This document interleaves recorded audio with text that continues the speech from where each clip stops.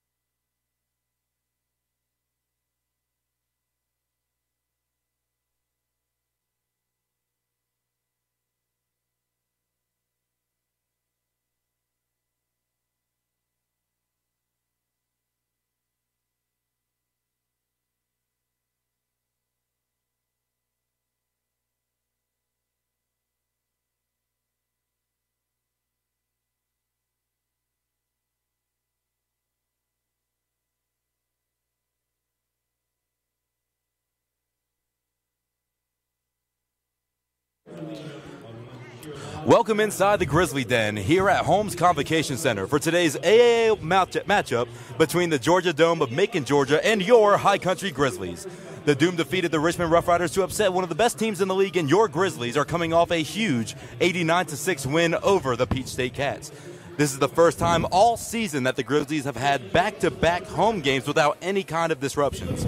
I'm Mackie Gallagher, and as always, I'm joined by Gray Salter and Gray.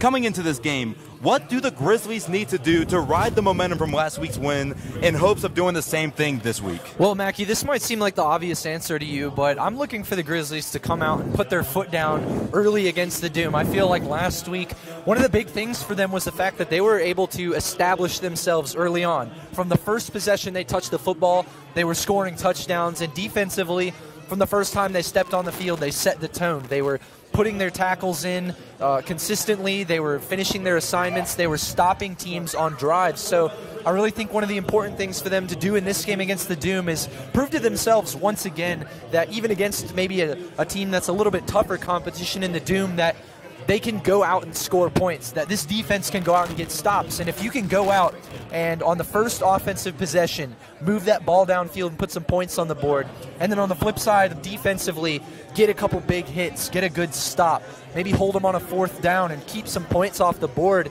that sets the tone for the first quarter. Likewise, the first quarter sets the tone for the rest of the game. And I think confidence-wise for the Grizzlies, this is a team that can swing really heavily in one direction or the other based on momentum. And I think it's important for them to kind of establish that momentum right away just to give them the confidence they need to go and put out a good showing for the Holmes Convocation Center today. The Grizzlies came out and scored from the first play from the line of scrimmage. Darren Daniel connected to A.J. Stevenson to score on a 29-yard touchdown pass. And one thing I'm looking to see this game is another huge offensive explosion. They had 308 total yards of offense on the game, 211 of those yards through the air, 97 on the ground. And the team as a whole, between Darren Daniel and Daquan Neal, had 8 touchdowns and 0 interceptions. And do you think that the Grizzlies have it in them to have another offensive performance like last week? Of course I think they have it in them. I think they have it in them every week.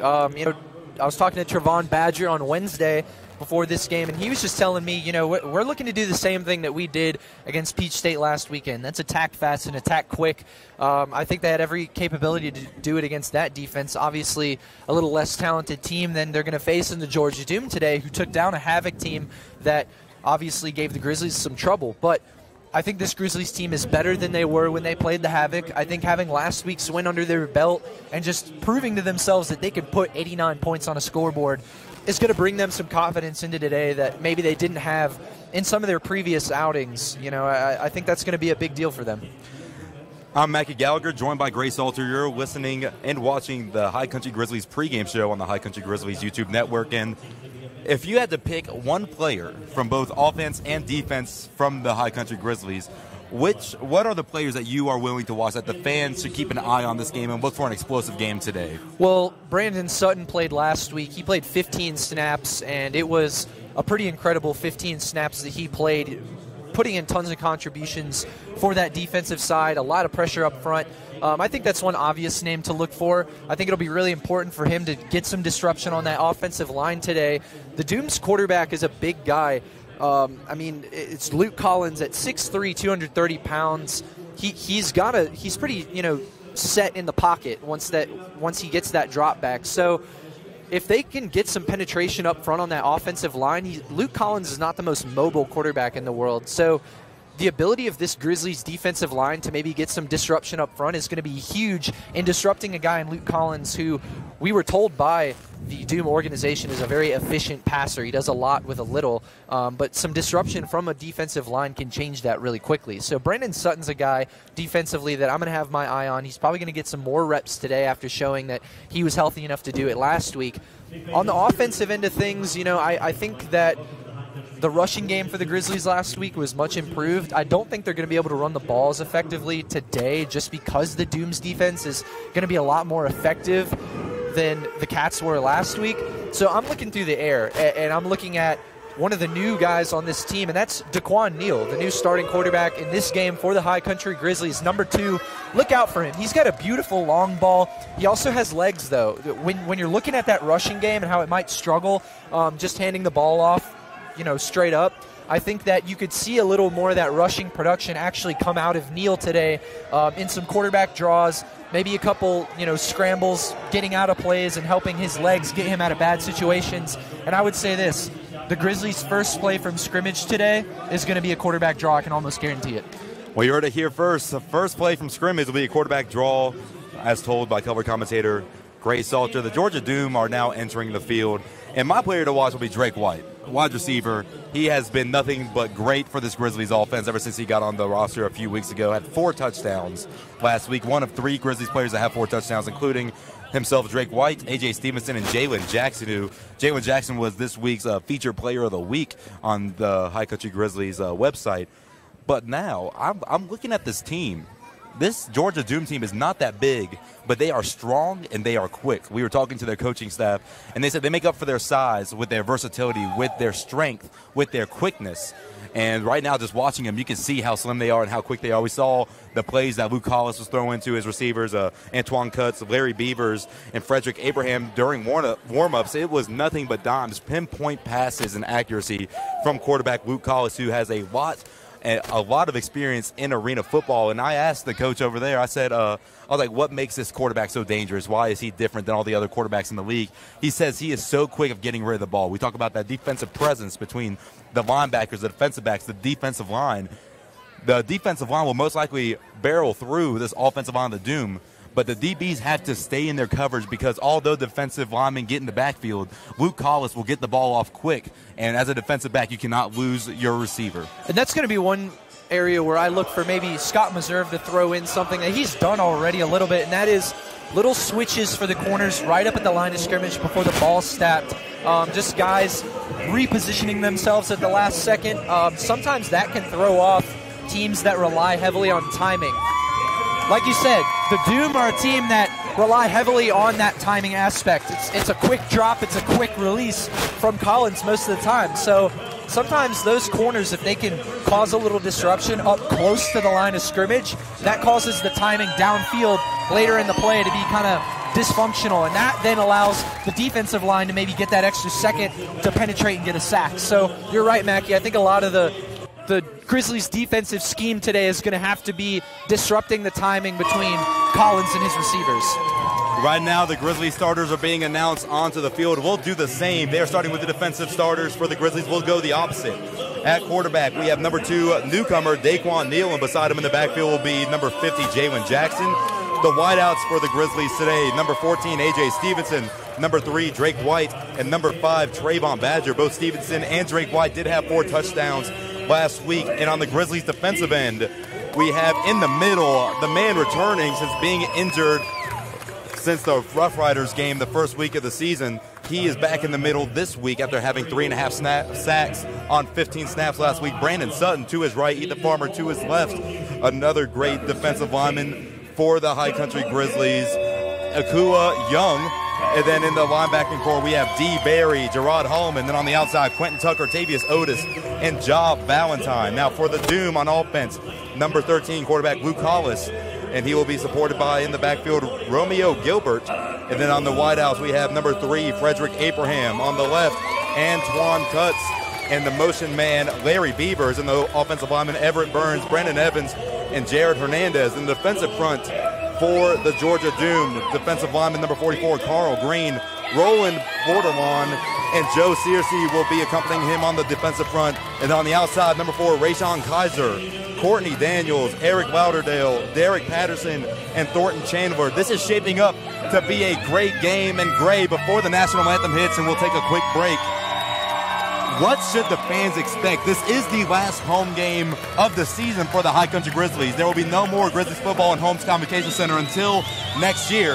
What should the fans be expecting tonight? Well, I asked the players the same thing last night at Blackjacks where we did the pregame show, and they said expect a show. Both sides of the ball. They said expect points on offense, and we're shooting for a goose egg on defense today. Doesn't matter who we're playing. That's what we're shooting for every time. That's what Lynn Keith Williams told me, as well as Gerard Holloman defensively. So You know, I think that you should expect them to be going for as big of a point separation as they can get today. Obviously, I personally think the game will be a little closer than it was last week. I think this one really could swing either way.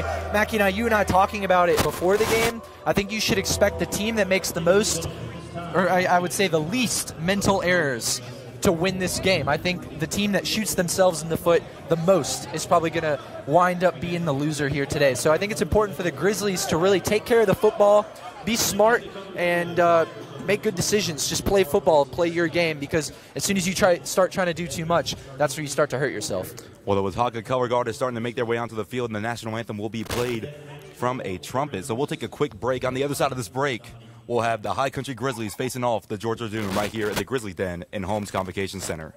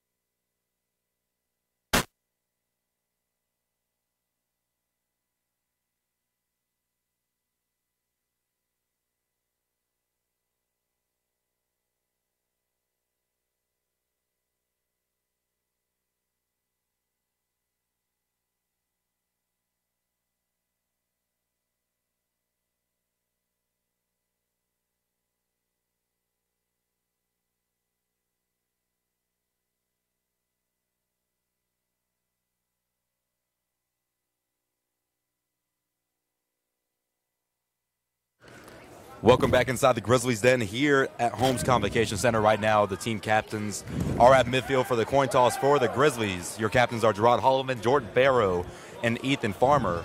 And then for the Doom on the left, number 7, Romeo Gilbert. In the middle, number 4, Rayshawn Kaiser. And on the right, the motion receiver, Larry Beavers. And right now, we'll see who wins the coin toss. Last week, the Grizzlies lost it. Then they were on defense first time. Got a 3-and-out on the Cats and scored on the very first play once they got on offense, and I'm sure they're looking to do the same exact thing this week. And, you know, it's important for whichever they get to, like I said, step out and be strong right away. I think for their confidence level, if they have to come out and play defense first, it's going to be important for them to keep points off the board against the Doom on that first possession. It gives your defense life. It gives you a little energy, and you kind of prove to yourself what we've been working on all week in practice is going to work today against this team. Same offensively. Offensively, there's a script to start the game generally, so I know Meserve wants to get through his script that he's got for the first probably 5 to 10 plays for this game, and if you can prove to yourself that you can get through your script successfully and put some points on the board, it shows you again that what you've been doing in practice all week to prepare has gotten you ready for this game today, and I think it's going to be really important for them to establish that confidence. The High Country Grizzlies won the toss, and Jordan Farrow told the official umpire that we want the ball. The Grizzlies will get the ball to start off the game against the Georgia Doom. Kicker for the Doom, Brian Umstead, will look to send it downfield, and the Grizzlies will look to get on the board and hit first on the scoreboard. Last week was the first time they scored first all season in a game, and you can see how it played, you could have saw how it paid dividends later on in the game. And right now it's like A.J. Stevenson will be the main returner for the Grizzlies, something that we haven't seen that much of all season.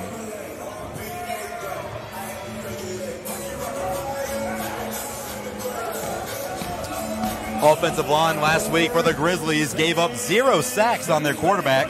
Second consecutive week that has happened, and we mentioned before, and we'll say it again, Darren Daniel in a post-game press conference a few weeks ago after the Atlanta Havoc game said that getting this new offensive line was the turning point of the season, and we can see that in the way the Grizzlies are playing ever since the Havoc game. And right now, Brian Umstead will look to send it downfield to A.J. Stevenson, who waits 4 yards back in his own end zone.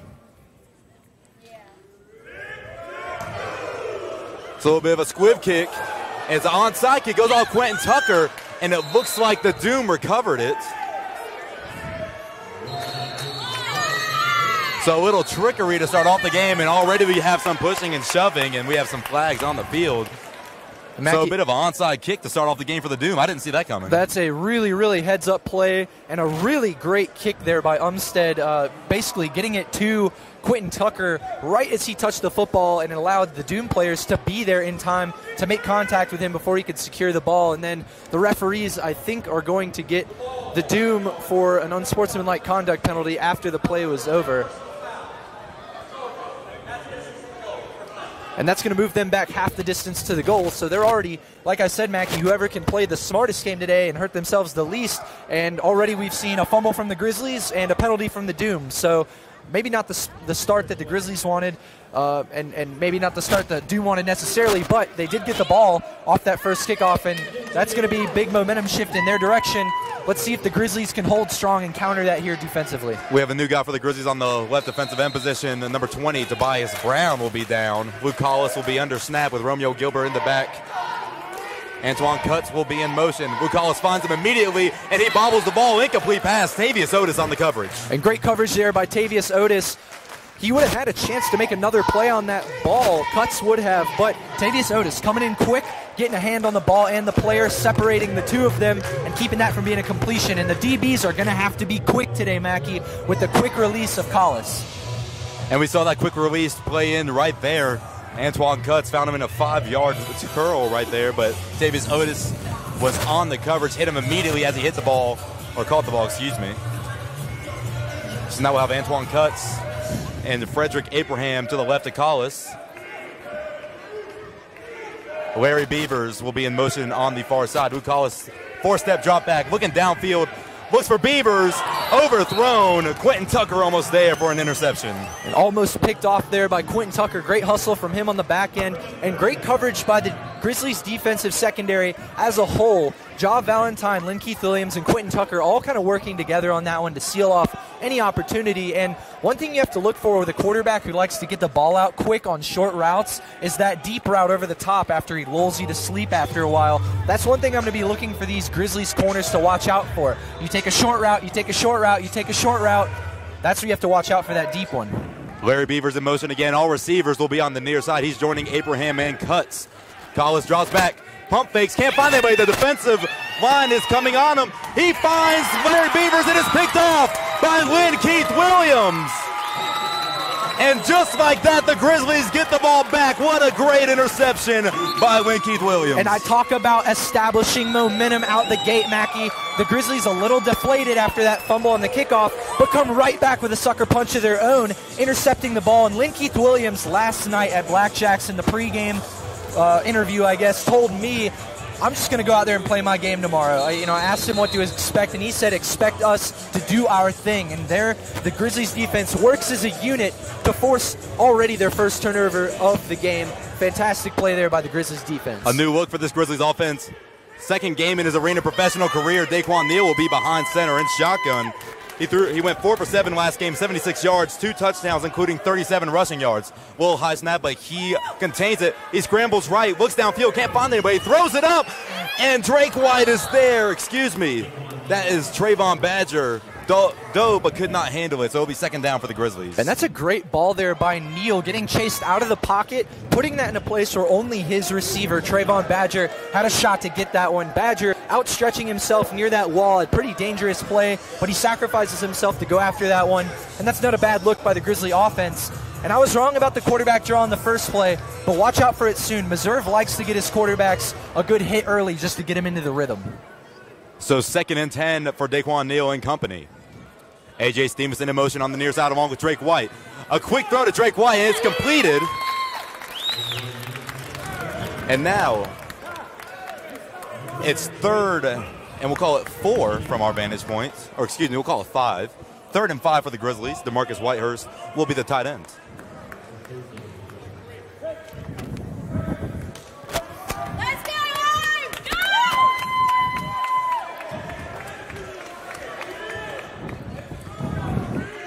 Jalen Jackson is to the left of Daquan Neal. Trayvon Badger on the near side. A.J. Stevenson, Drake White all on the far side. Trayvon Badger will join them as he is the man in motion. It's a pitch to Jalen Jackson, who puts his head down and rolls forward. And he does not come up with the ball. And they're going to call him down. The referee signaling 4th down for the Grizzlies. A bit of a bailout there with Jalen Jackson losing the football, but not before his knees made contact with the turf here inside Holmes Convocation Center. And the Grizzlies will keep the offense out here to go for it on 4th down, it looks like. Carl Green, defensive lineman for the Doom, was the one that came up with the ball. 4th and 4. Look for A.J. Stevenson, a big target in the red zone here, guys. And he is the man in motion. Daquan Neal, another high snap. There's a flag on the play. Daquan Neal finds an open room, throws a little shimmy, and he runs for a first down, but there is a flag on the play. And that flag's down right around the line of scrimmage. I'm wondering if this play is going to back up.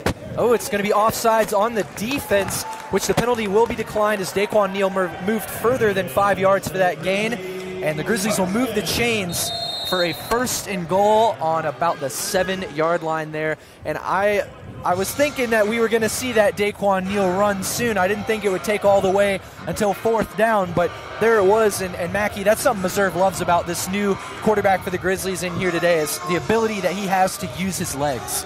Daquan Neal, first rush of the game. Grizzlies had 97 rush yards last game, and he's going to keep it again. Run left. There's no one there. He breaks the play for a Grizzlies touchdown.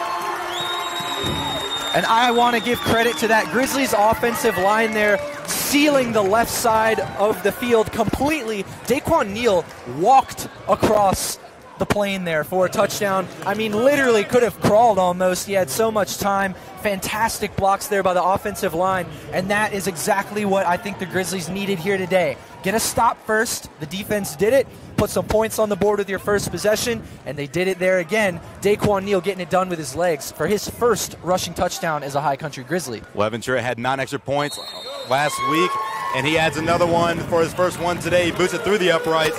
The Grizzlies lead 7-0. You're watching the High Country Grizzlies play the Georgia Doom on the High Country Grizzlies YouTube network.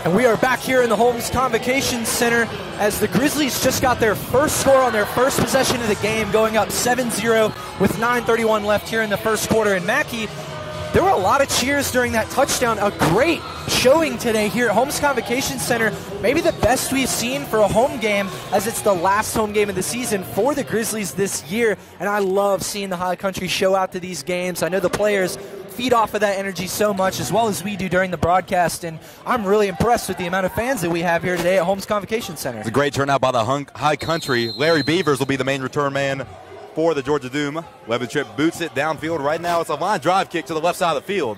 Bounces off the wall. Larry Beaver picks it up at the 4-yard line, runs left side. He turns around, puts the brakes on. No one can get him. Trayvon Badger is there for the tackle. Great tackle by Trayvon Badger in the open field. Probably a net gain of about 5 or 6 yards, but it looked like he ran about 30 east-west. His east-west movement was on point, but the north-south was not quite there. And Trayvon Badger is a wide receiver for this Grizzlies group. Had his first game as a High Country Grizzly last week. But last week he also played on special teams, had 2.5 tackles just on special teams, already taxed another one on the board there today. And he told me at the pregame show last night, Gray, watch out for me on special teams. I play all over the field. I'm not just a wide receiver. And he shows it there with his first special teams tackle of this game. We saw something uncharacteristic of Luke Collis last possession, and that was him throwing an interception to Quentin Tucker. The High Country Grizzlies are looking to do the same thing, and they take a timeout on first down. Clearly, the head coach, Gerald Dockery, butchered his name. I'm sorry. He was a very nice guy. We talked to him before the game, and I asked him. I said, Romeo Gilbert's your fullback, your running back. You like to run the ball a little more than most arena football teams. And I asked him what plays into that. He told me he's just going to do what the other defense gives him, and that's the way Coach Meserve coaches as well. So I see a lot of the same tendencies between Coach Dockery of the Doom and Coach Meserve of the Grizzlies. And you know, with that being said, don't expect as a fan to see the same thing from either offense today the whole game. You're going to see a different scheme from the Grizzlies in the first quarter than the second quarter, the first half than the second half, and the Doom are coached the same way. They take what the defense gives them, which allows for a lot of exciting changes throughout a football game for both teams. Collis will be under center. Larry Beavers in motion on the near side. 4-step drop back. He finds Beavers, who's open. Tavius Otis is on the coverage, and he dives, cannot make the tackle, and Larry Beavers will walk into the end zone. And they just answer on the first play of their possession with another touchdown. And with Tavius Otis as the only man back, a single coverage, or basically by himself on an island there, deep in the secondary, gets beaten by number 2, Larry Beavers, who did make a very good one-on-one move to beat Tavius Otis to that outside edge where he just quite couldn't trip him up. And the Doom will be on the board here as they try to attempt the extra point to tie the game at 7 with 8:18 left in the first quarter. Brian Umstead looks to clear the uprights, just like Victor Levitcher did a few moments ago. Good snap. The hold is down, and he sends it right through the middle. So the score is now 7-7, 8:03 left in the first quarter. Gray, what did you see on that play that did you see any broken coverage in the backfield? I felt like the coverage there was actually pretty good, Mackie. I think it was a zone read for the Grizzlies, and Tavius Otis wasn't necessarily late, maybe one step behind getting over to cover that receiver, but I will give Collis a lot of credit on that one. He led his receiver Beavers probably about 10-15 yards east-west across the field as he made that route, so that was a pretty good heads-up play by Collis to kind of find where his receiver was going rather than where he was at, and put it in a place where only Beavers could use that speed that we talked about in the pregame that these wide receivers have for the Doom. He uses that to go get it, beat Tavius to the outside edge, and then from there the play is over and it's a touchdown for the Doom. So, you know, less bad by the Grizzlies defense and more, I think, just good execution by the Doom on offense there. Not really any cause for concern. The game is tied 7-7. The Grizzlies struck first, and Luke Collis and his offense answered immediately after. And right now, the only thing we can think of as broadcast is just, we said whoever's going to win will probably make the least mental errors. That's how it goes in every game. But the way these two teams line up, they're pretty equal on offense, on defense, the way they run, the way they pass.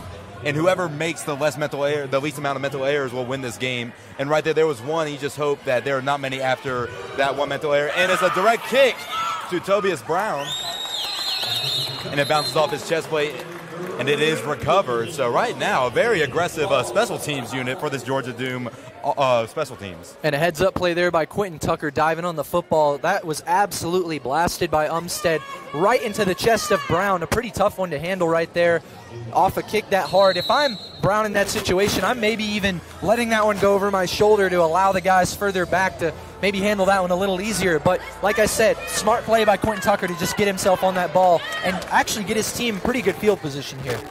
Daquan Neal is in shotgun. Trayvon Badger will join the rest of his receivers on the near side. Daquan Neal will keep it, tries to get outside, and there is nothing going for him, and there is a flag on the play. First reaction looks like it will be a face mask. I think they're going to get number 23 for the Doom here, Roland Bordelon. I think that he grabbed the face mask of Neal. That's exactly what it's going to be, and that will be an automatic first down for the Grizzlies, as that is a personal foul penalty, which always results in the chains moving further downfield. Grizzlies bailed out right there. Daquan Neal would run for a loss. He was tackled behind the line of scrimmage, but that personal foul gave him an automatic first down. And Mackey, how about that adding to the narrative of just mental errors? You're giving the Grizzlies 15 yards there and a first and goal simply with a play like that, and that's going to play in the Grizzlies' favor throughout the course of this game. Now they will take it from the 9-yard line. A quick throw to Trayvon Badger, an inaccurate throw, so that will be second and goal for the Grizzlies. And Mackey, I can tell just from watching that, from playing football a little bit, that was a miscommunication between Neal and Badger. You know, that's a throw where you're throwing to a spot, not a player. It's a quick throw. Clearly, Neal was throwing that about 5 yards from scrimmage, and Badger made his cut at about 7. So tiny things like that, little adjustments can be made to make this offense a little crisper. Drake White's in motion. He's been quiet so far today. Daquan Neal looks in the end zone, and the ball is batted away by number 12, Brian Walker, who, as his coach described him, a beast. He is quick. He's very versatile. He can play linebacker, defensive line, and in the secondary like he just did there. And Walker was absolutely glued to his man, Drake White, on that play. And pretty heads-up play to get his hand in there on it, but not a whole lot of opportunity for the ball to make a window to where White could get it, and Walker couldn't. That was very good coverage there, like you said, by Brian Walker. So this offense for the Grizzlies has been stagnant after the personal foul. Badger in motion on the near side. 3-step drop for Neal. Can't find anybody. Pocket collapsing and finds Drake White, but the ball goes off the wall. So another incomplete pass. So now 4th and goal for the Grizzlies at the 9-yard line. And White having a little discussion there with Badger after the play. Maybe a little miscommunication on the route running. That's why it took Neal an extra second to get the ball out. I think they were looking for a quicker throw there, but because of a little bit of miscues downfield, it took them an extra second. And the Grizzlies clearly want to get their offense moving fast after the snap on each play. Roland Bordelon blew right by Jordan Farrow, was coming after Neal like a rocket before Neal could get it off. Badger in motion once again, all receivers on the near side for a second consecutive play. Neal stands in the pocket, lobs it, and he can't find anybody. A.J. Stevenson, intended receiver, and it looks like A.J. Stevenson wanted a penalty, but nothing goes for him, so now it's a turnover on downs. It will be first down for the Doom. I'm surprised A.J. Stevenson didn't have his arms out for that last pass, to be honest. It almost looked like he turned his head for the flag before he turned his head for the ball.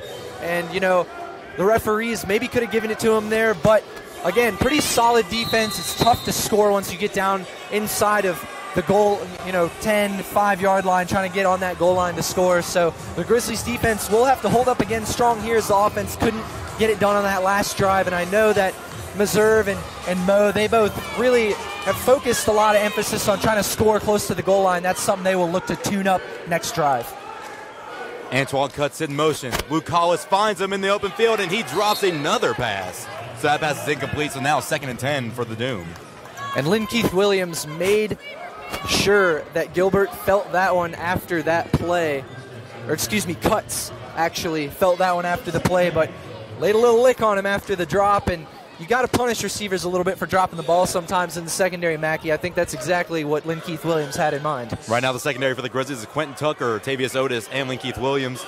D. Barry, Holloman are at the linebacker position, and then Farmer and Tobias Brown on the D-line. Mukalas looking right, pocket collapsing, and he finds Beavers open in the midfield. He puts a spin move on, Jukes. He cannot be brought down. Eventually, Tavius Otis will make first contact and bring him down.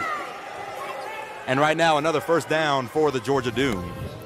And Mackey, tackling was something that was an issue for the Grizzlies 3 weeks ago when they played the Havoc, it was something that they really just couldn't get a cap on, and last week they fixed that against the Cats. All the assignments were being hit crisply, and today I've seen some Grizzlies lose their footing. I've seen some Grizzlies try to arm tackle a little bit, and that's something that you just got to stay disciplined with.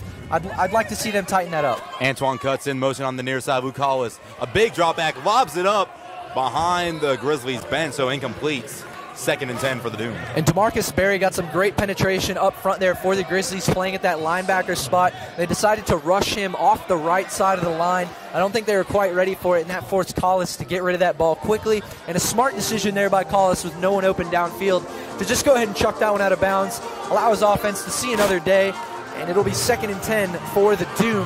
3:13 left in the first. The ball is on the Doom's 24-yard line. Cuts in motion again. It's going to be a toss to Romeo Gilbert coming near side. Jalen Jackson puts a hand on him, and then Tavius Otis a hard hit with his shoulder to force him out of bounds. A gain of about 6. And Romeo Gilbert, 6'4", 220.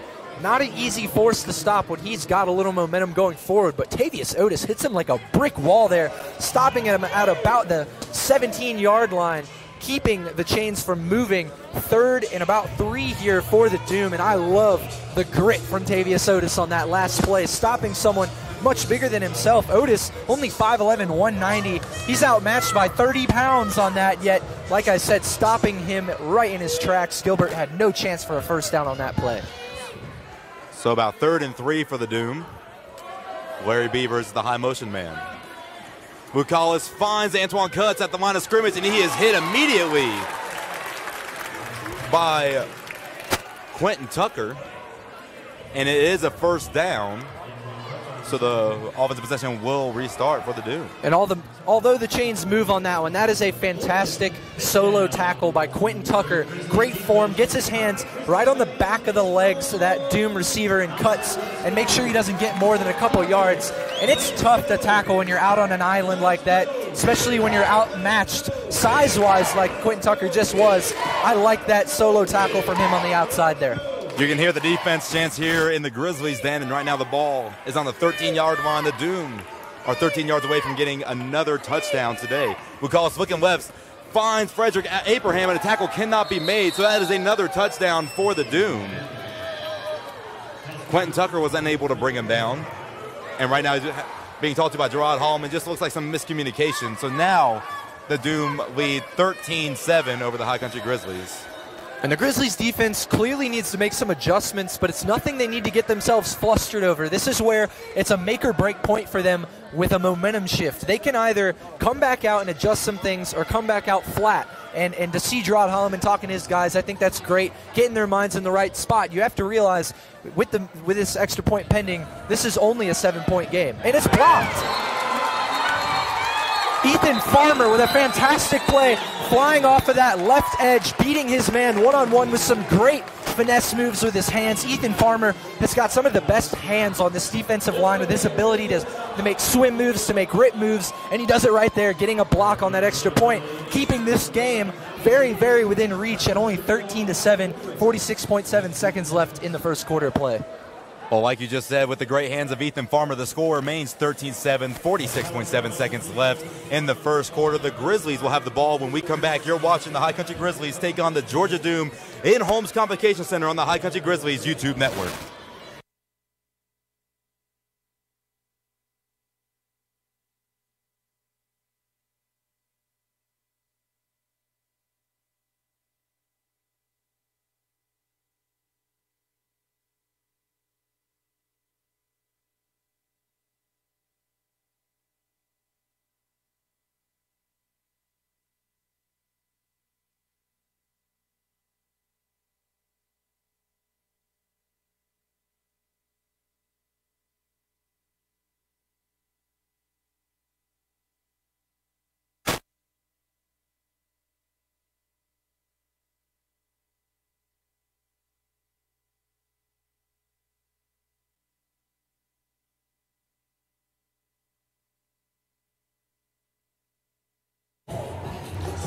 Welcome back inside Holmes Convocation Center, where the Doom lead the High Country Grizzlies 13-7. They missed the extra point because Ethan Farmer was able to break through the line and put a hand on it to block it.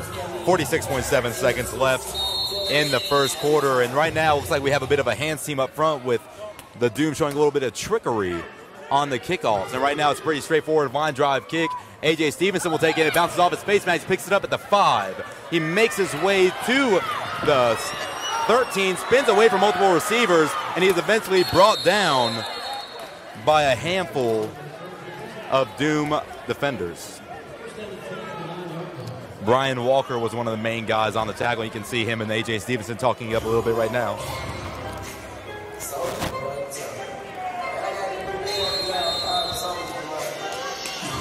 Drake White clapping his hands. I think this offense is ready to come right back out on the field and get back to where they were on their first drive. They got stopped inside the red zone on that last drive, and that's not how they want to finish plays or drives at all. So offense definitely looking to keep their momentum from 2 drives ago, kind of get that back out onto the field. Trayvon Badger in motion. He divides his other receivers. The pocket collapsed. He can't find the way. He throws it downfield, and A.J. Stevenson is there to catch it at the 24-yard line. What a great read by Daquan Neal with the pocket collapsing around him. And Daquan Neal put that in a spot where only him and A.J. Stevenson really could make that play happen together. You know, the corner is expecting that to be a deep throw downfield that A.J. is going to have to accelerate for. Rather, he throws it back shoulder, and A.J. Stevenson has the presence and awareness enough to know, I need to slow down and meet this ball, you know, earlier, closer to the line of scrimmage, and that was a great cutback by Stevenson and an even better catch to reel that one in as it was kind of coming off the wall a little bit. That's a fantastic play to move the chains there by the Grizzlies, and a real heads-up connection and communication play between Neal and Stevenson. Daquan Neal showing a great ability to throw on the run. That was looking pretty detrimental to the Grizzlies offense. Almost may have been a safety. It's hard for us to tell where he was from our vantage point, but he was definitely near the goal line. And right now the Grizzlies mascot, Grizzly, and the Chick-fil-A cow are having a dance-off, and I've had my fair share of cow moments as I've worked at Chick-fil-A for a little over 4 years and have some good dance moves with the cow, and he is certainly living up to the reputation, and now he is definitely getting beat by Grizzly, so we'll get off this subject. But as we were talking about Daquan Neal connecting with A.J. Stevenson, that was a great read by Stevenson as well, because he had to put on the brakes hard because the ball was well underthrown. But like you said, Neal once again putting it to where only his receiver can get it. And Daquan Neal showing up right now in the starting quarterback position. And you know, Mackie, that was a throw on the run. It was a little bit of a broken play, but that's not something that you can just walk out onto a field and expect to happen. That's something that takes reps between a quarterback and a receiver, and time again, kind of perfecting that connection between the two of you just to make sure, you know, that you're kind of on the same page. And I know for a fact that A.J. saw his quarterback scrambling a little there and knew he had to change up his route a little to make himself available for the football. So 1st and 10 for the Grizzlies, half the field to go to get another touchdown on the day. Jalen Jackson in the backfield with Neal. Neal takes a 3-step drop back, looks right, finds Trayvon Badger wide open at 20. He hurls a defender and gets a first down. So great connection between Neal and Badger to get back-to-back first downs. And number 10, Thornton Chandler, standing at 6'1", literally completely hurdled there by Trayvon Badger, showing some unbelievable athleticism.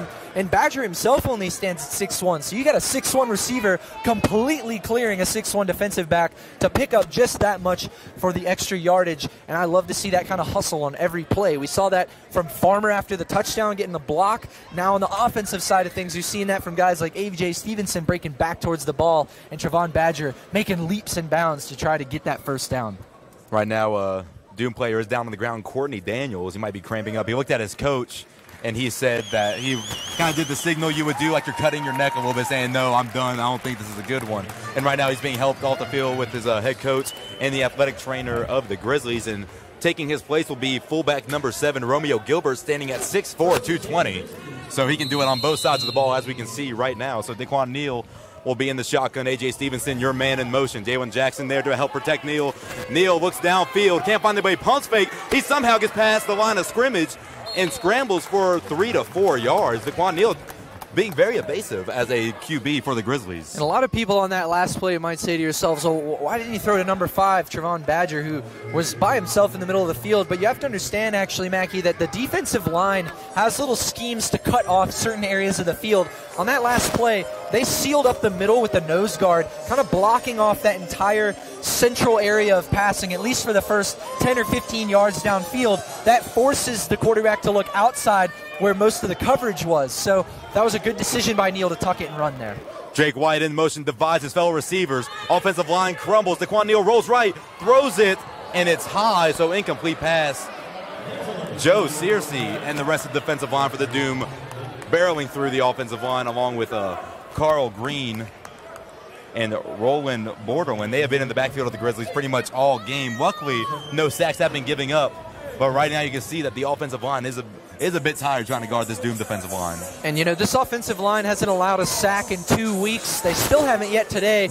But a lot of that is credit to how mobile Neal is. And Drake White on that last play had beaten his corner, Kaiser, with his route. It was a fantastic route with some quick feet being involved in part of why he was open. And Neal really missed him kind of wide. He could have had him for a touchdown, but you can't really talk too much about Neal missing him because he's having to roll out. He's having to throw off of his feet not set, and that affects the accuracy of your throws. So I think it's going to be important for that Grizzly offensive line to maybe seal that Doom defensive line a little bit better, try to hold the pocket as long as they can to give Neal time to hit guys like Drake White who are open in their routes once they can kind of have that extra second to make their break and get that separation from their corners. Now, Greg, Coach Meserve didn't like something. He called timeout. You're quite a football genius, as I would say. And the ball is on the Grizzlies' 12-yard line.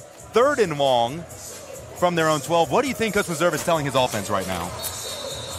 Well, you know, I think part of the reason they took the timeout is not everybody was on the same page with the play. So I think Meserve probably had a play in mind. I'm thinking he's just kind of bringing them in saying, y'all, I want to execute this. I'm sure this is a play they've probably seen in practice multiple times on a 3rd and long.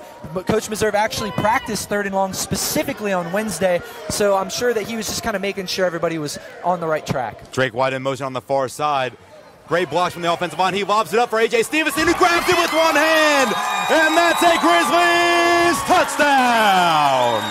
And that is the type of play that you are only going to see with a guy like A.J. Stevenson on your team. A.J. Stevenson at 6'4", reaches his arm as high as it can go to pull that one in with one hand. And in warm-ups, A.J. Stevenson almost solely uses one hand just because he can. And in the game, maybe that helps him out a little bit doing that in warm-ups because there he is putting up that one hand. It's pretty much all he could reach up to get to that ball as it was thrown pretty high. But wow, what an unbelievable grab by A.J. Stevenson.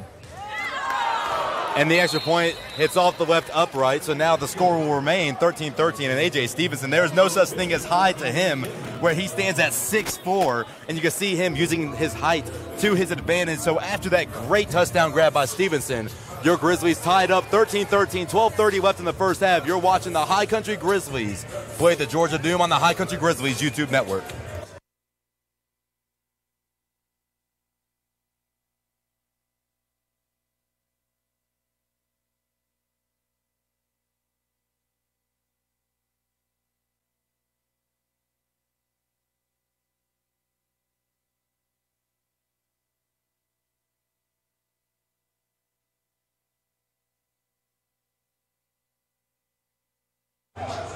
We are back here at the Holmes Convocation Center. We're coming back a little early before the kickoff because I want to break down that last play. That is some offensive genius by Coach Scott Meserve. He has his man in motion.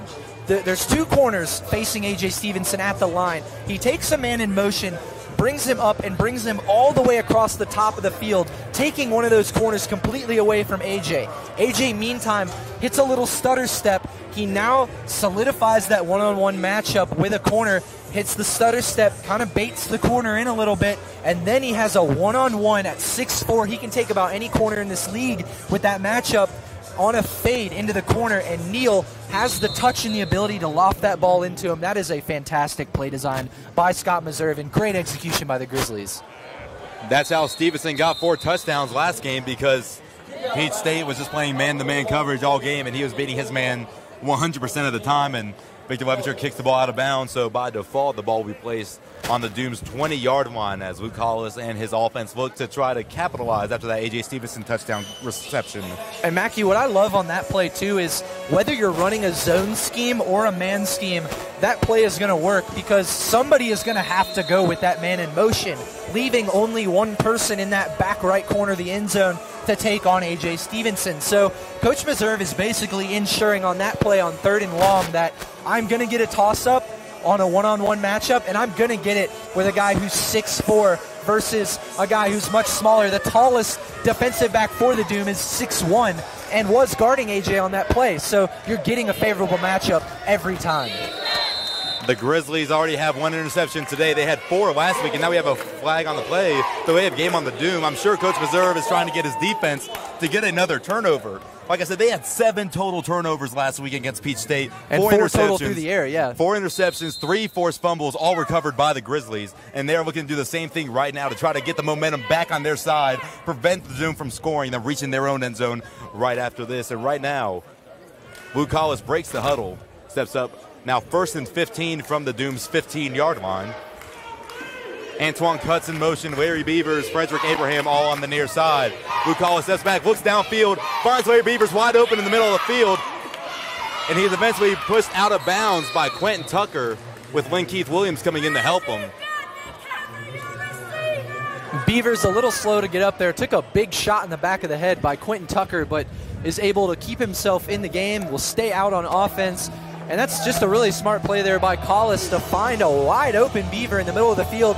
Gerard Holloman turned around after that play, kind of expecting there to be coverage there, and when he turned around, there was no one there. He had to chase Beaver all the way down the field and almost met him at the same time as the corners did. And I'm really looking for this secondary to kind of gel together and really start to work as a unit. It's something they've struggled with a little bit all season, and they're going to have to step up big today. Frederick Abraham in motion. Luke Hollis looks right, finds Larry Beavers, who is stuffed by John Valentine. He's being pushed back by the whole Grizzlies defense. And the play is eventually called dead. And the way the line judge marks it is at the Doom's 4-yard line. And how about Lynn Keith Williams with a great solo tackle there, really just stopping the ball carrier right in his tracks. That's one where, if you're not careful, a little juke left or right, east and west, takes that player into the end zone, and Lynn Keith Williams does a fantastic job on that play, really standing up that offensive player right in his tracks, making sure he doesn't go anywhere but backwards. Coach was not lying when he was talking about the quick release of Luke Collis. The defensive line can barely get past the offensive line and let the pocket collapse before Collis gets rid of the ball. Now Larry Beavers will have about a 15-yard go-ahead on his motion. He will split Abraham and cuts. It's a pitch to Romeo Gilbert, and he will break the plane, and it is another touchdown for the Doom.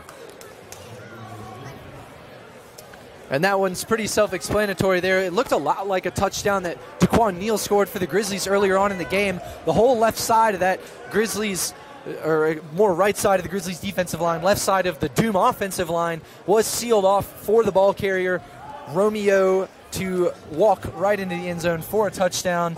And that's really just solid execution by the Doom and a tough break for the Grizzlies. But this game remains close pending the extra point.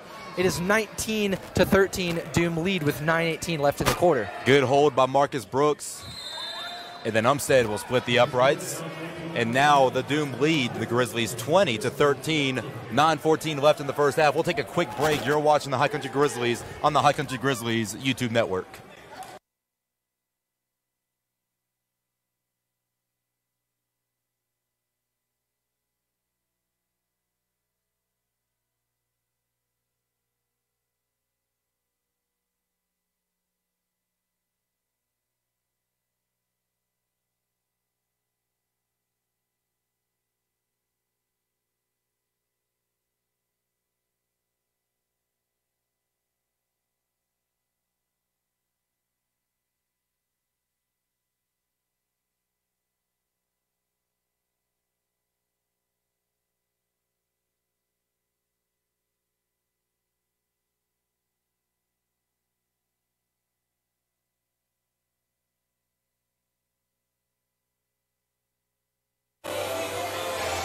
Welcome back inside the Grizzlies Den here at Holmes Convocation Center, where the Doom lead your Grizzlies 20-13, 9:19 left in the second quarter.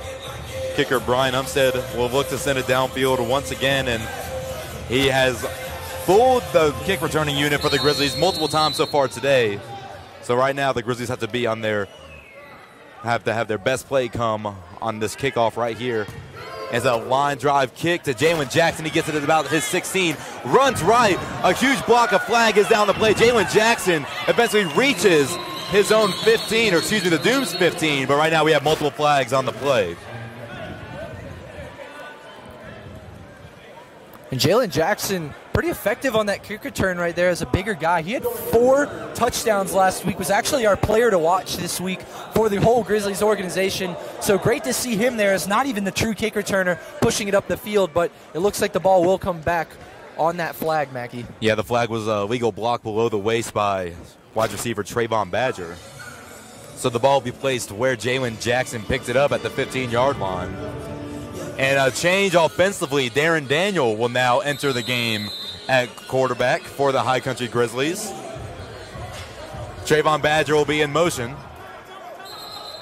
And you can see Darren Daniel trying to get his offense ready because the Doom's defense was not ready, and they had to call a timeout. Great awareness by Darren Daniel on his first play of the game. And the Doom do get the timeout before Darren Daniel gets the snap off to get the Doom for too many men on the field. So good heads-up play there by the Doom to kind of keep themselves from getting penalized, but does burn a timeout for them in a spot where maybe they really didn't want to have to waste one. So with Darren Daniel back in the game, I'm sure we may still see Daquan Neal come back later on, but were you impressed with his first couple of drives as a starting quarterback in tonight's game? I was very impressed with the way he was able to use his legs. I felt like his throw to AJ in the corner of the end zone was a beautiful throw, one that really couldn't have been put really anywhere else. But I will say there were a couple points where there were some miscommunications between him and the receivers, and you know, talking with Daquan Neal at practice, sometimes he's not the most verbal guy in the world. And at 2013 on the scoreboard, a couple of miscommunications. I'm thinking maybe Missouri wants Daniel back in there just to kind of get everybody back on the same page.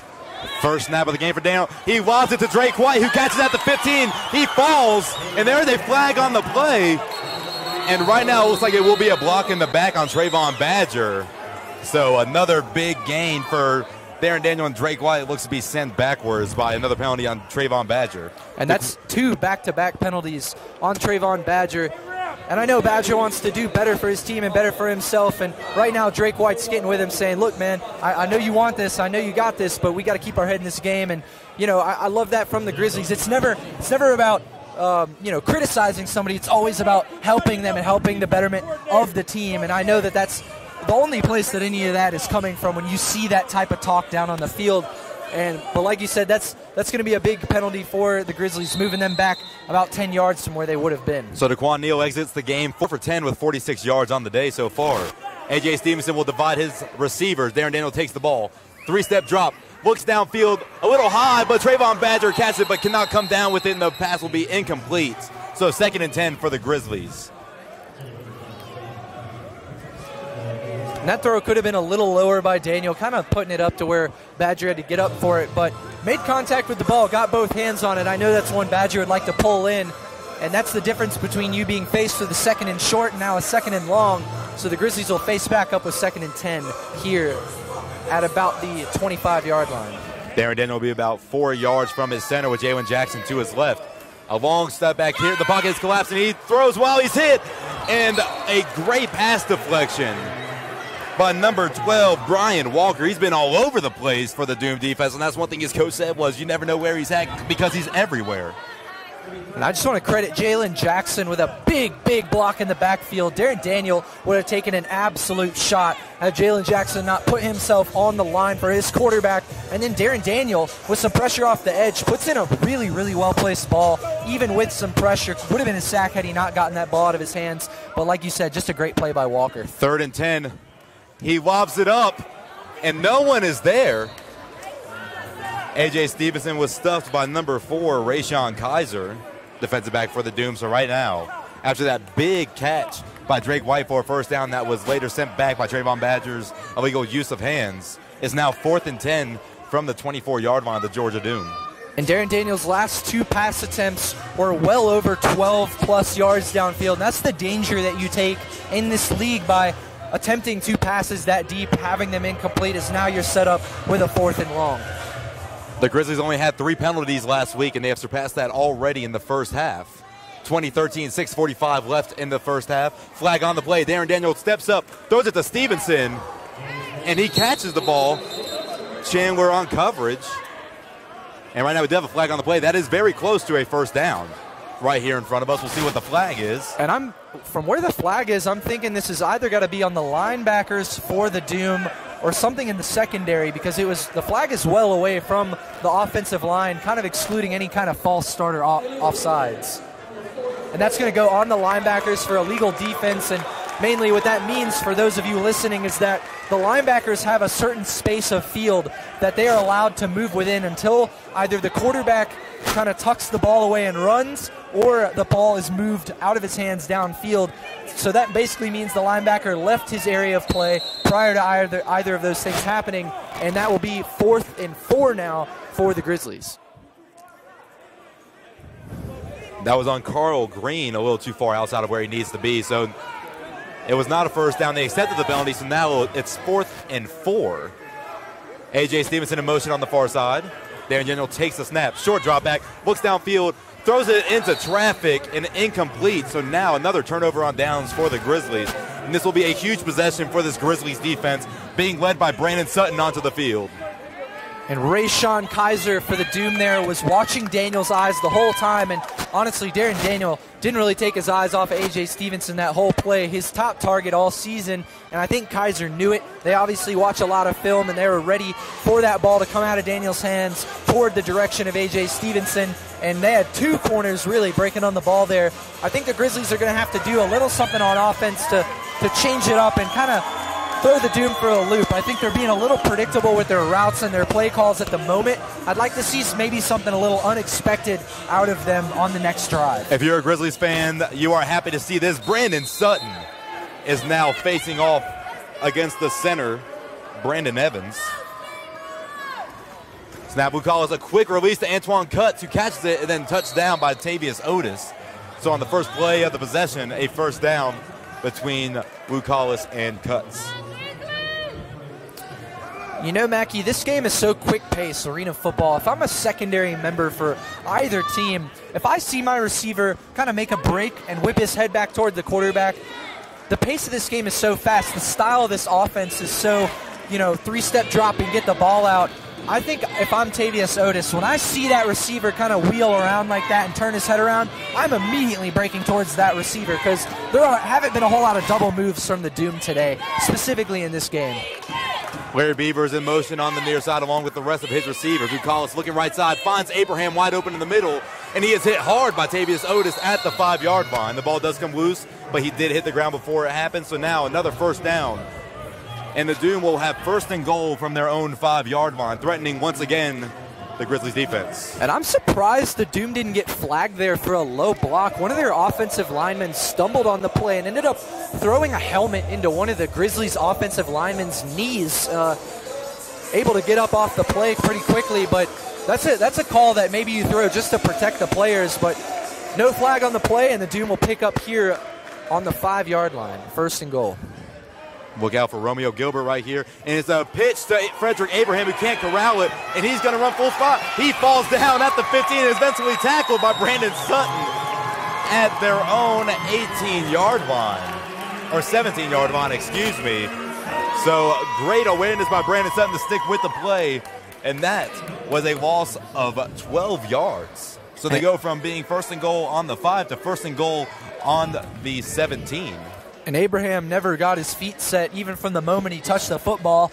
Kind of bobbled the snap, then tried to reverse the field, but Brandon Sutton was right there to make a play, and then he ends up just falling down. Pretty easy play for the Grizzlies star nose guard, but way to capitalize, not to let them get anything easy on a reverse field play. Clock is at 3:45 and counting. 2013 Doom leads. Bukalas looks right, finds Cutts right over the hand of Gerard Holloman, and he is brought down by Tavius Otis with the help of Lynn Keith Williams at the 9-yard line. That ball barely grazed the fingertips of Gerard Holloman.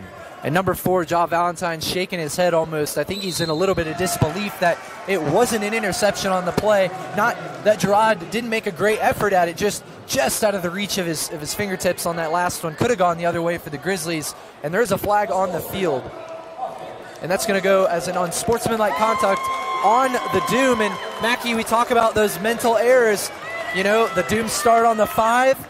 They kind of botch a play, go back 12, then they gain yards back up to the 5, and here a penalty pushes them back to the 20-yard line. Now it's going to be 3rd and goal at almost all the way back to the 20. And those are the kind of things that could keep the Grizzlies in this game longer than maybe the Doom are trying to allow them to be. The scoreboard only rests at 20-13. Only a touchdown separates the two. So, you know, little things like that could be the difference maker. That sportsmanlike conduct was called on the former offensive line coach of the Grizzlies. Luke Hollis drops back, lobs toward the end zone. No one is there. It's off the wall, and the ball is live, so that's an interception. Keith Williams is making his way, and he goes out of bounds at the 18-yard line. Another turnover by the High Country Grizzlies to get themselves back the possession. And Grizzlies Nation is going absolutely wild here at the Holmes Convocation Center as Keith Williams picks that ball off of the wall of the end zone. And that is a rule specifically unique to this arena. The end zones are only 5 yards deep, meaning that the back walls are live. That is fantastic awareness by Keith Williams for his 2nd interception of the day. I talked to him last night, and he said he's going to come in here and do his thing. And boy, has he done it today. Came in absolutely locked in with 2 picks already on the day. That's the only 2 turnovers the Grizzlies have forced today. Keith Williams doing a fantastic job. The clock stands still at 2:22 left in the first half. The Doom leads the Grizzlies 20-13 while the Grizzlies have the ball after that Keith Williams interception. We'll take a quick break. We'll be right back for another Grizzlies offensive possession.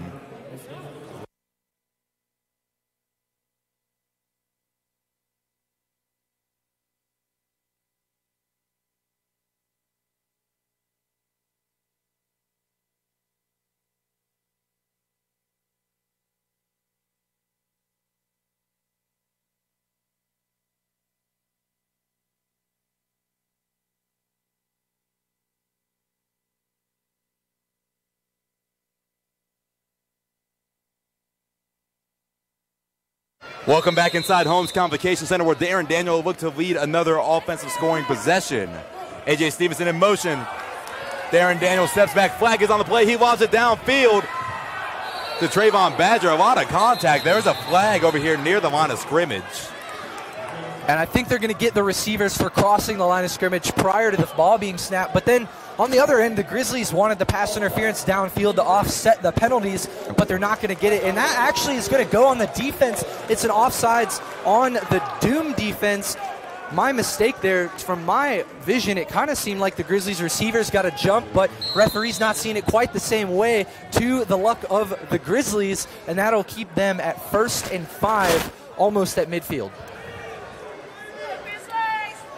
Drake White, A.J. Stevenson will be on the near side. Drake White will go in motion. Trayvon Badger on the far side. Darren Daniel takes a snap, a good snap. Looks downfield, rockets it down to Trayvon Badger, but the play is broken up by number 10, Thornton Chandler. The second pass deflection for Chandler. The clock is running. It is at 1:49 and counting. The clock does not stop until the final minute of each half.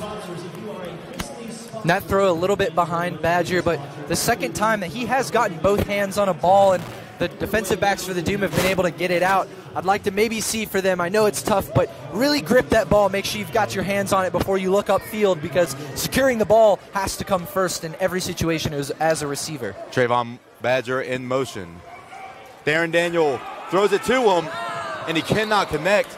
It looked like some miscommunication because Darren Daniel had to point at him, tell him to keep going. I don't think Trayvon Badger had the right route in motion. So now, after getting a turnover, it is 3rd and 5 for the Grizzlies. All 3 Grizzlies receivers on that last play ran a curl route.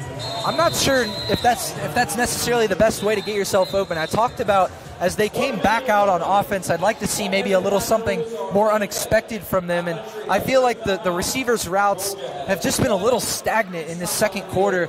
Not a whole lot going deep across the field, not a whole lot of cross-cutting routes or even set-up screens. I think they maybe need to do something here against the Doom with a minute left that just kind of throws them for a loop, something that the Doom aren't going to be able to watch in film and prepare for, something that the Grizzlies have specifically prepared for this game. Every coach going into every game always has a couple things up their sleeve, and with a minute left before halftime, getting a big interception like that, you've got to take advantage of your takeaways. Getting a takeaway like that right before half gives you an opportunity to tie up this football game again, and that's where I think you're going to have to maybe reach down in the playbook a little further than you might here with a minute left to advance that ball forward and catch the Doom off guard in a place where maybe they're not looking. So 1 minute left. Grizzlies down by 7. They do have possession at their 24-yard line. It is 3rd and 5. Darren Daniel remains the quarterback for the Grizzlies. Trayvon Badger on the far side. A.J. Stevenson, Drake White on the near side. Trayvon Badger will join them and split them as he is in motion. Darren Daniel takes a good snap, looks left. Flag is on the play. Darren Daniel scrambles, throws it to Marcus Haynes in the backfield, and he goes down at the 19-yard line, but there is a flag on the play. And that play, that flag coming right at the line of scrimmage a little late in the play. I'm not exactly sure what they will get them for as we wait for the call. Pretty heads-up play there by Darren Daniel to avoid a sack that would have dropped him for about 5 yards, rather getting the ball to Haynes for no loss, or about a 5-yard loss, I would say. Darren Daniel probably would have took more of a 10-yard loss. I was caught looking at the play there, the chains where the third down is actually splitting them. All right, there's a flag. They have not given a signal yet, but I think we're about to see it. So there is no foul on the play for illegal touching. And that will push. So that was illegal defense on Carl Green. Once again, he is just too far off the line of scrimmage. And you can see that he is not happy. And that's going to be a 5-yard penalty. And at 3rd and 5, that may take them forward for a first down. And it looks like that's exactly what will happen. The Chains are going to move forward for a first down at the the Doom 20-yard line. And that's just another chance for the Grizzlies to move forward and score before this half closes out. 52.4 seconds. The clock has stopped due to the flag as the Grizzlies set up shop to try to put some points on the board before the second half. That was the second illegal defense called in 2 straight possessions on Carl Green. 3 total on the day, just him individually. A.J. Stevenson will be all alone in motion on the left side. There, then a fumble the snap, and he falls on it, and he is touched down. Looks to be a loss of 5, so they are right back to where they are, and a timeout is called by head coach Scott Meserve, and we'll take the timeout with them. 34.3 seconds left in the first half. Grizzlies have the ball. Doom lead 20-13. You're watching the High Country Grizzlies in Georgia Doom on the High Country Grizzlies YouTube network.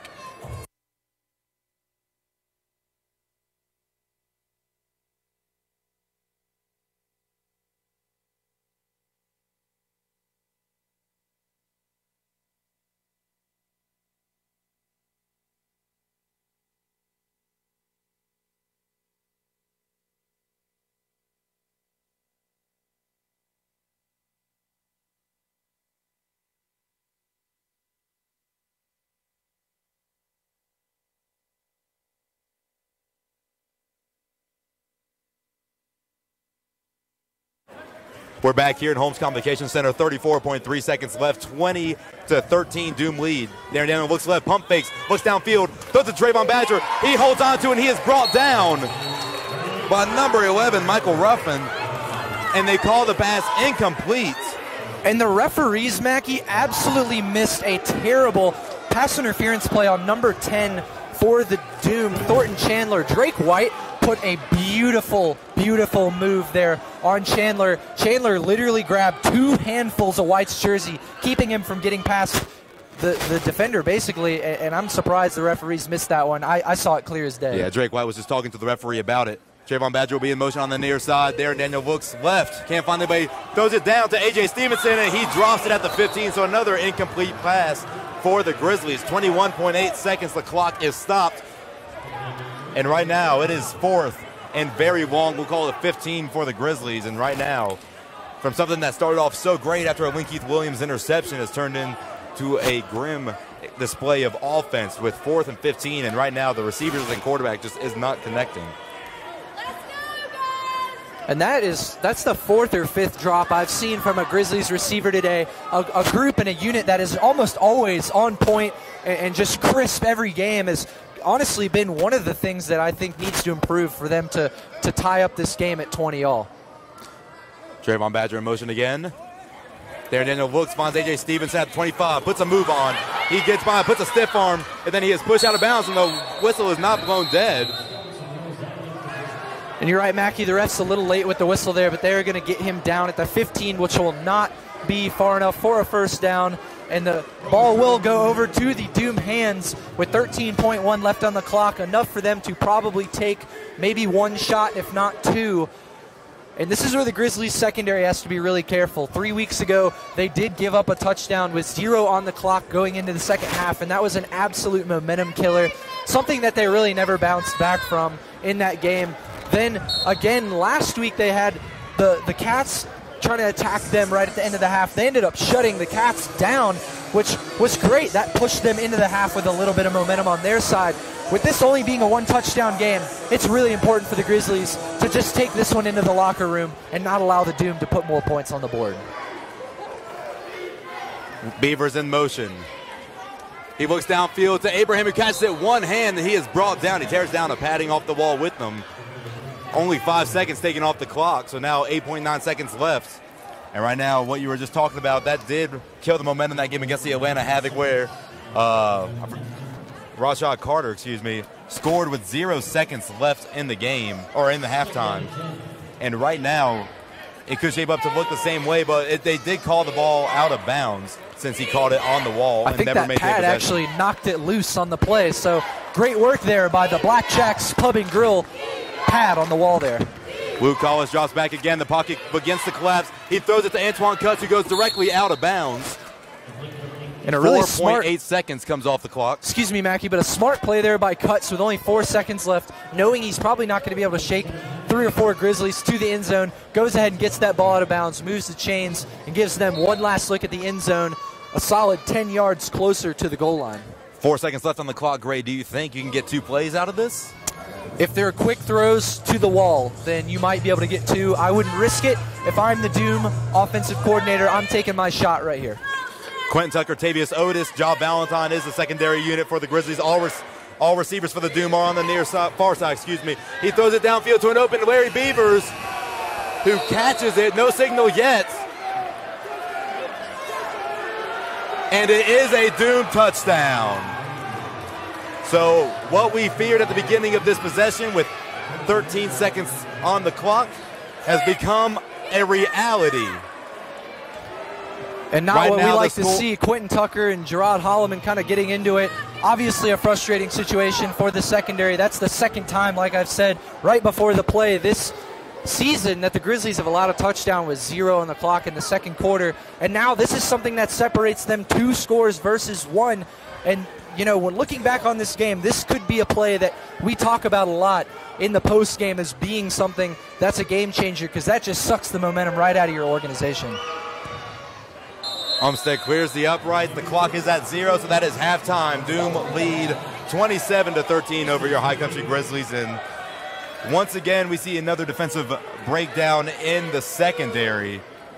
And right now, what do you think the Grizzlies have to do coming out of halftime, because the Doom do get the ball to start off the second half? Well, you know, I felt like the defense has actually been relatively solid for the most part. You know, 2 times now they've gotten beat on the same route, actually. That long route that kind of develops up the sideline, and then the receiver does a long arcing route across the top of the defense. That's what they got hit on just now at the end of the half. That's where they got hit on earlier. Both times were Quentin Tucker's receiver, and he's going to have to adjust to that. That's something that I hope Scott Meserve and Holloman and kind of the whole defensive unit talk about a little bit. How do we counter that deep arcing route across the back of our defense, because it's gotten us in the corner a couple times.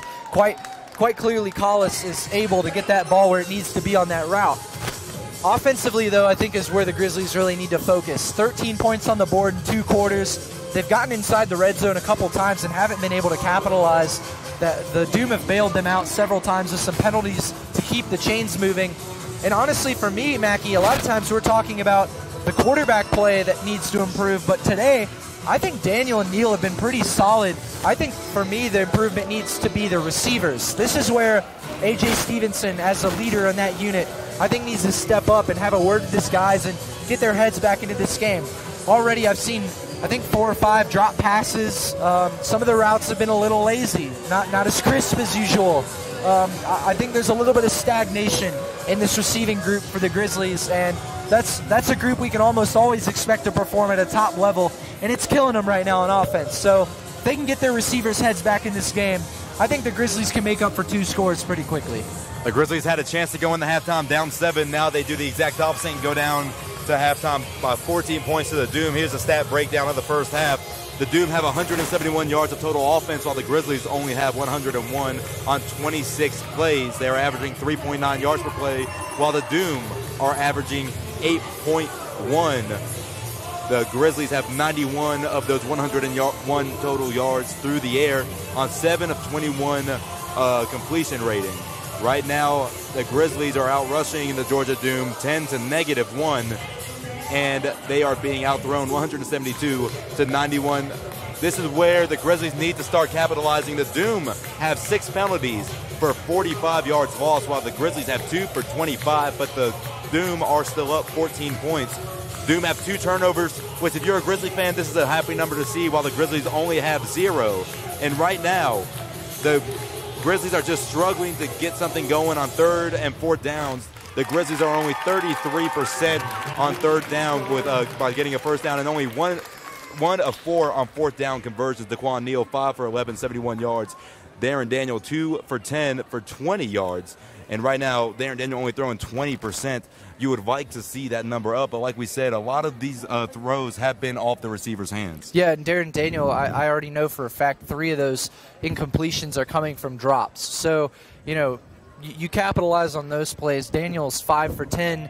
Neal's 5 for 11. I know Neal had a couple drops too, so you improve his completion percentage with just a little bit of work on the hands for the receivers. One thing, Mackie, that scares me a little bit is this is a 2-score game. The Doom have turned the ball over twice and have 6 penalties. That, like you said, that's something that the Grizzlies have got to capitalize on. You have 2 interceptions. You got to put points on the board off those interceptions, at least one of them.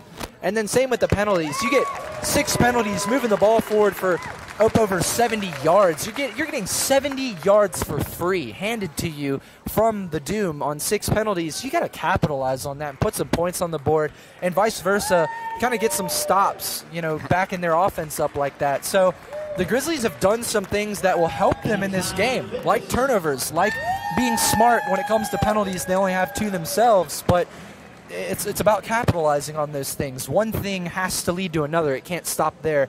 I'd like to see the Grizzlies capitalize on something that I believe really drives the outcome of every football game, and that's momentum. Score at halftime, Georgia Doom 27, Grizzlies 13, 16 minutes remain at halftime. And before me and Gray step away, I want to remind you, go make some popcorn, go use the bathroom, clear the rest of your night, because you are about to witness a great second half of High Country Grizzlies football right here on the High Country Grizzlies YouTube network.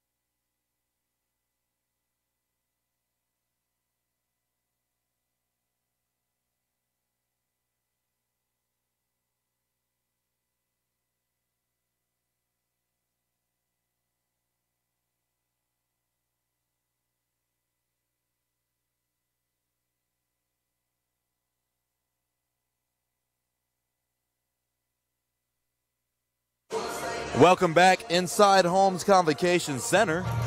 2:25 remains of halftime. Score, Georgia Doom 27, High Country Grizzlies 13. And here's a breakdown of how it got that way. With 10 minutes left in the first quarter, DeQuan Neal ran for a 7-yard touchdown. And then with 8:34 left in the first quarter, Luke Collins completed a 37-yard touchdown pass to Larry Beavers. And then 1:15 left in the first, Collis, completed a 13-yard touchdown pass to Fred Abraham. And then the Grizzlies got back on the board with a touchdown reception by A.J. Stevenson with a one-handed reception for 12 yards from DeQuan Neal. And then Romeo Gilbert of the Doom ran in for a 4-yard touchdown with 9:41 left in the second quarter. And then as time expired in the first half, Luke Collis completed a pass to Larry Beavers for 22 yards as Beavers fell out of bounds, and that's how the score is now 27-13 going into the third quarter.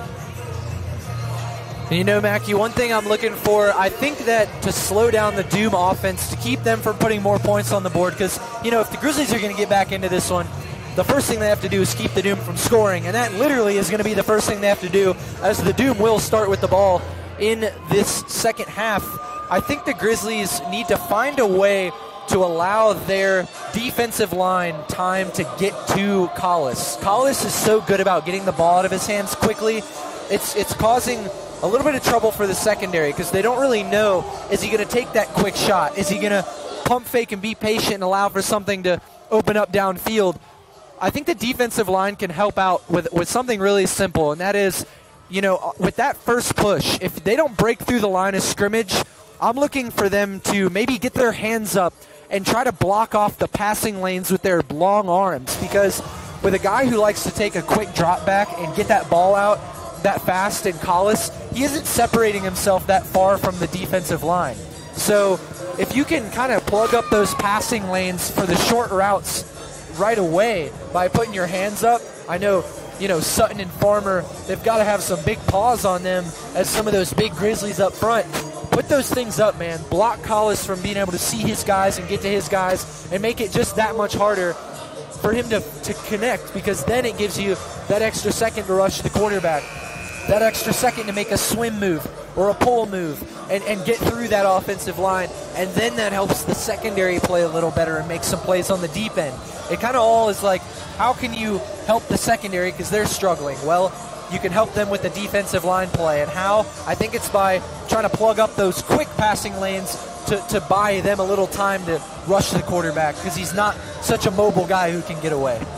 We can see that tactic is working with Joe Searcy, Carl Green, and Roland Bordelon for the defensive line for the Doom. We would like to see that implemented into our own defensive line. But time has expired in halftime, and the Doom will look to return this kickoff from Victor Leventritt as they lead by 14 points. And in my opinion, this is the most important defensive possession for the Grizzlies. Up until the end of that first half, I would say so. Like right now could be where the game-changing possession is for the defense and offense. Doom are up 2 scores. They got their last touchdown as time expired in the first half, a huge momentum killer for the Grizzlies, but a huge momentum booster for the Doom. If they can get a stop and get a points on the board, whether it's through a field goal or through a touchdown, the Grizzlies are back in this game. But if the defense doesn't stand tall and let the Doom score, and then we could potentially see Georgia start to run away with this game early on in the second half. So your score, 27-13 as halftime expires. Victor Leventritt and the rest of the kickoff special teams unit will look to boot the ball downfield to Larry Beavers, who is the high motion man of the Georgia Doom. That is Frederick Abraham, who had another amazing catch on the sideline, but the ball was knocked loose by that Blackjack's bar padding. So it was an incomplete pass, but Frederick Abraham has proven to be a great replacement for Christian Wise of this Georgia Doom offense. So the ball is teed up, Victor Leventritt with his kicking shoe, bright orange on his right foot, sends it downfield, and he kicks it out of bounds, so a flag is on the play, and by default, the ball will be placed on the Doom's 20-yard line. First and 10, Georgia.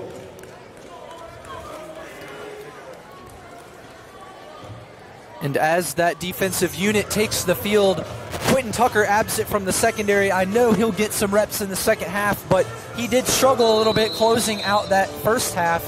And I think Scott Meserve kind of just maybe wants the veteran presence of Keith Williams and Ja Valentine there on the outside. Maybe so Quentin can kind of watch a little bit, see what's going on, and then hop back in and use what he's watched unfold to his advantage, playing a little bit later here in the second half. Right now we have the big tandem of Brandon Sutton and Ethan Farmer on the left side of this defensive line for the Grizzlies. Larry Beavers in motion, and it looks to be a false start on the Doom, so that play will go back 5 yards, so it will be 1st and 15 from the Doom's 15-yard line. And they're going to get wide receiver Fred Abraham, number 3 for the Doom. It looks like that play was a designed screen for Abraham himself. He got a little antsy before the snap started, probably knowing that that ball was going to come to him and jump the snap.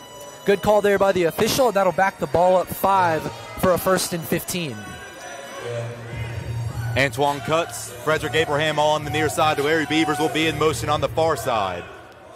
He is guarded by Ja Valentine on the far side. Lucas steps up, pump fakes, finds Antoine Cuts, and it goes right through his hands.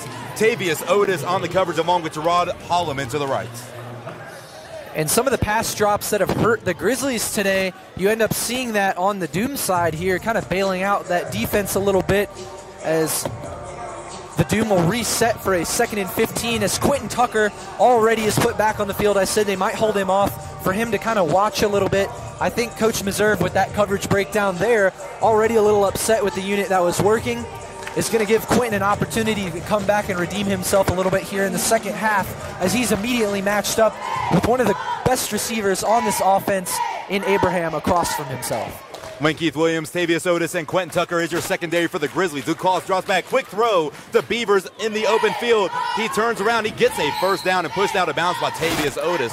Larry Beavers right now for the Georgia Doom just cannot be touched by this Grizzlies defense. And the routes that are working best for the Doom right now are the ones kind of within 10 to 15 yards. The deep routes haven't worked as well. The Grizzlies have been pretty good there except for that last play at the end of the first half. And some of the short routes haven't gone their way either. The corners have been pretty sharp on some of those screens, but it's the middle of the field that's being capitalized so much here for the Doom. And that's something that they're going to have to plug up a little bit better to keep the chains from moving so quickly. Luke Collis, a product of University of Nevada, 11 for 19 on the day, and he cannot connect with Cuts, and he goes through his hands once again. Antoine Cuts is having a lot of trouble at the receiving position right now. That's his 4th or 5th drop pass, I would say. It's been a lot of drops for both sides today. And, you know, Mackie, I was talking about the defensive line getting their hands up.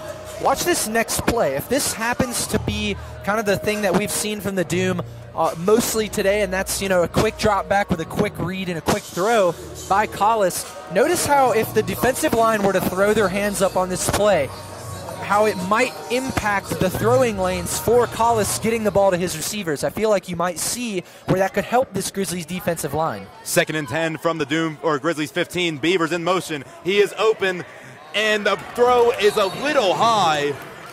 Both Tavius Otis and Keith Williams on the coverage. Keith Williams was sure to get a last hit on to make sure Beavers did not come down with the ball in the back of the end zone.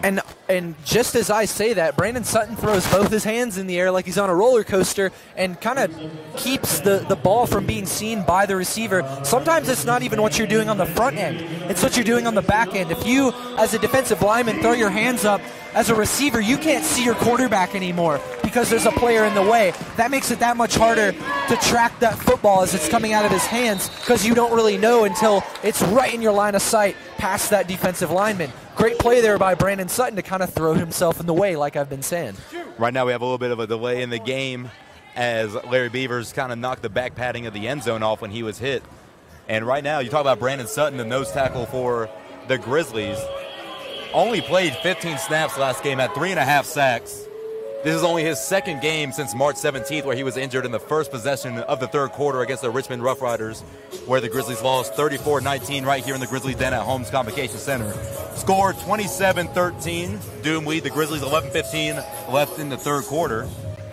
And right, they're still working on the wall, but 3rd and long for the Doom, 3rd and 10 to be exact from their Grizzlies 15-yard line. We talk about this defensive line getting their hands up. What's something else that the defensive line can do to throw off Collis' rhythm in the backfield? Well, you know, sometimes the straight rush is predictable, but it's powerful. And I feel like the Grizzlies have really good one-on-one matchups with their defensive line here. I think that Brandon Sutton can win a one-on-one matchup any day. I think Ethan Farmer can win a one-on-one matchup any day. And I think DeMarcus Berry can win a one-on-one matchup rushing the football any day. So I feel like if you're Scott Meserve, I'm trying to isolate a guy. I'm trying to isolate Farmer. I'm trying to isolate Sutton. Whatever he can do to create favorable matchups for a pass rush, I think that's where you're going to see maybe some penetration through the offensive line for a sack. All receivers on the near side. Wade Beavers, the defensive line runs through him. It's a screen pass to fullback Romeo Gilbert, and he makes his way into the end zone for a touchdown.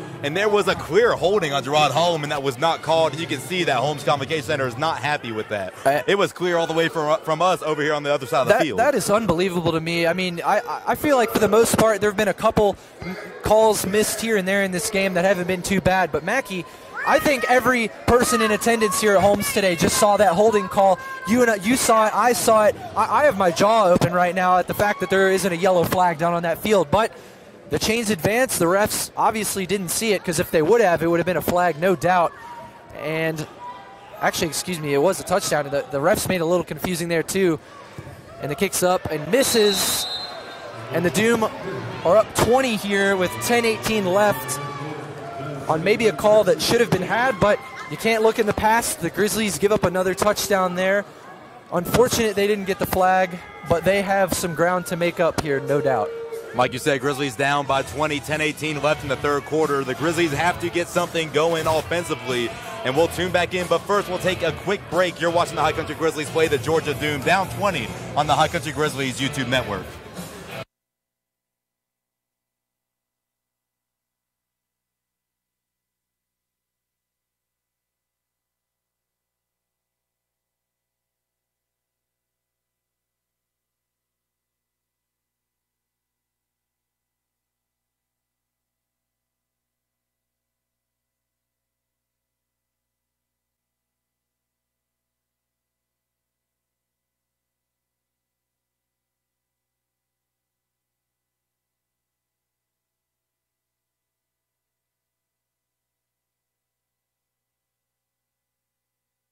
Welcome back inside Holmes Convocation Center, where the Grizzlies are down 20, 33-13, 10-18 left.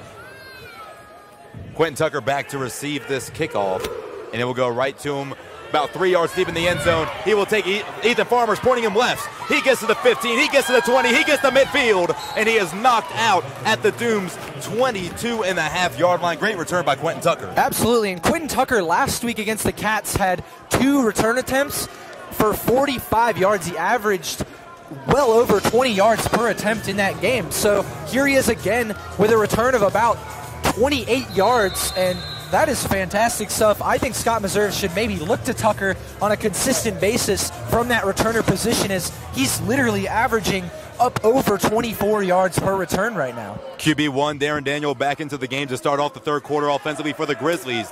Drake White in motion. He looks, finds A.J. Stevenson at the 20, and he is drilled by number 11, Michael Ruffin. Number 32, Aaron Appleby, also on the tackle.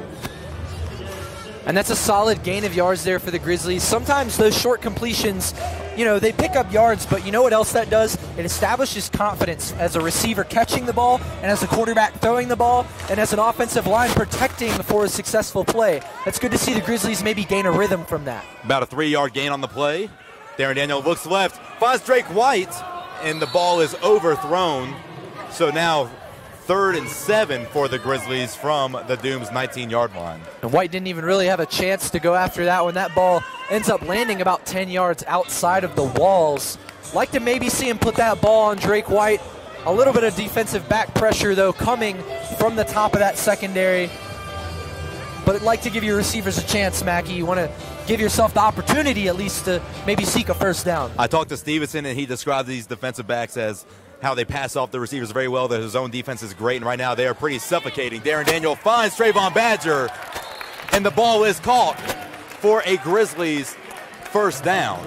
Great concentration there by Badger as he catches that ball sliding towards the right wall nearest to us.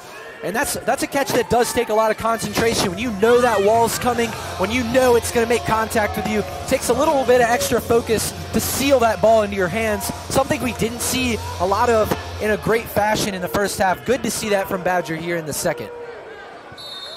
Badger's in motion, but Darren Daniel will call a timeout. That was a 10-yard reception by Badger from Darren Daniel.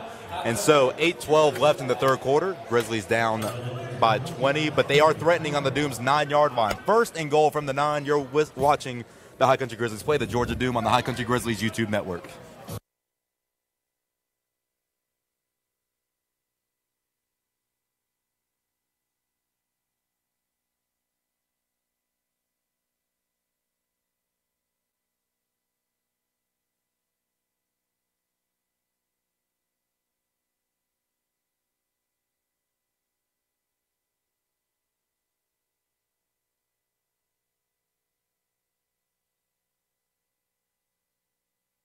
Welcome back to the Holmes Convocation Center here on the High Country Grizzlies YouTube network. And as the Grizzlies line up for this snap on about the 10-yard line, this will be another trip to the red zone for them. They've already come up short twice in the red zone today. They cannot give up another trip here down 20 as Darren Daniels starts the play.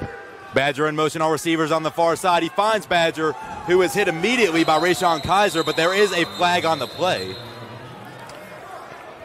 And this is going to go on number 3, Drake White. I think it's going to be offensive pass interference from him. And this play looks like it's going to be backed up.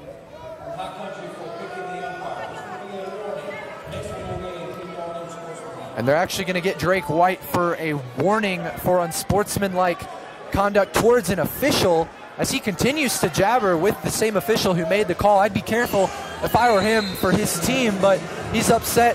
Clearly it felt like something was missed, and the Grizzlies will stay with the ball at second and goal on the 8-yard line. So 1 yard gain on that reception. They are now at the Doom's 8-yard line. Darren Daniel in the backfield with Jalen Jackson. Drake White in motion. Darren Daniel takes the snap. Looks left. Can't find anybody. Throws to the end zone. It's off the wall. Drake White, the intended receiver, and he wants a pass interference. And you can see that he is not happy with these officials. And I mean, Mackey, quite clearly to me, this is just my personal opinion, being somebody who's watched football a long time. I have to say, I think these officials have missed 3 or 4 pass interference penalties right here on the goal line for the Grizzlies. They missed one for the Doom, actually, earlier in the game, too, on the flip side. So they really haven't kept their eyes on the receivers and corners maybe as much as the two teams would like them to as far as penalties go, but that's just something the teams have to realize is going to be something that they have to deal with moving forward in the second half. A.J. Stevenson in motion on the far side. Darren Daniel looks end zone, can't find anybody, throws it to Stevenson, and it's picked up by Rashawn Kaiser in the end zone, and the ball comes loose, and A.J. Stevenson was turned around talking to a ref, and he could have easily jumped on that fumble.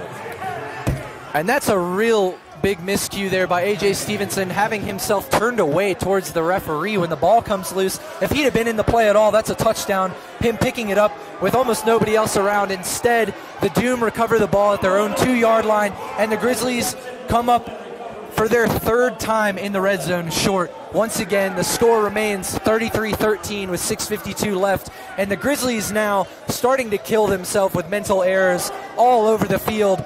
Offensively, defensively, it's a little tough to watch, and Coach Meserve needs to do something quick to get this team back on track because everybody's arguing with each other on the sideline and on the field. Not quite the showing the Grizzlies wanted to put out for their last home game here in the Holmes Convocation Center. They have to realize is it's not too late to turn it around. There's still a quarter and a half of football left to play, and from the looks of the Grizzlies, they're acting like there's 2 minutes left in this game. They need to mentally turn themselves around here quick before it gets ugly. The game is not out of reach, but it can easily become that way. It's a pitch to Romeo Gilbert in the end zone, and he is brought out of bounds hard by Gerard Holloman. Gerard Holloman, a guy who never gives up on the play, never gives up on the game.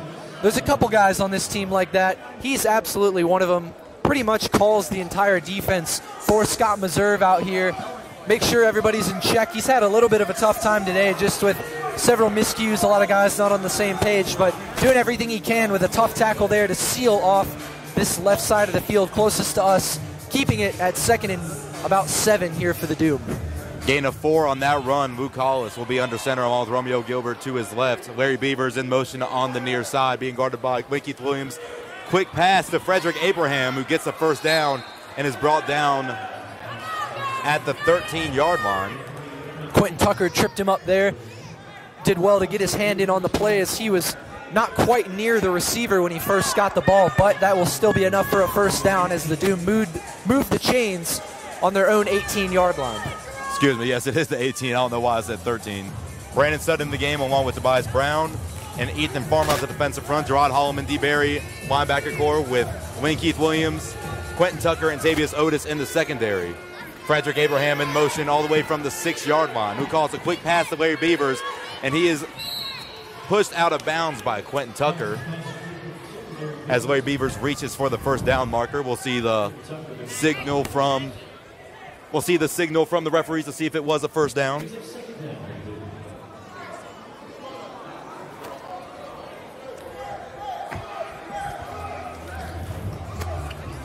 Second and about 4 from midfield for the Georgia Doom. And Drake White slapping the Blackjacks pub and grill wall over there, trying to get his defense hyped up, talking to Quentin Tucker. And Quentin Tucker's a guy who almost never stops talking in practice. And Drake White maybe trying to give him a little bit of that motivation here as the defense really needs to get a stop to keep them in the game. Abraham in motion. Collis looks left. Padre goes downfield to Eric Lauderdale, who's wide open. And that is Doom in the third quarter. And Lynn Keith Williams just gets beat off the step there by the Georgia Doom. And that is going to be yet another score here in this third quarter. And, you know, Mackie, I said right before the half, when we look at that scoring play with 0 on the clock, we might be talking about that one. And ever since that play, it has been a landslide against the Grizzlies defense. Looked pretty strong in the first 2 quarters play. They have just been outmatched in the third. I think a siphoned out of them right before they went in for the half. Marcus Brooks will hold the ball for, look to boot it through the upright once again. A little bit of high snap, ball down, right through the middle. The score is now Georgia Doom 13, 3:28 left in the break. You're watching the High Country Grizzlies on the High Country Grizzlies YouTube network.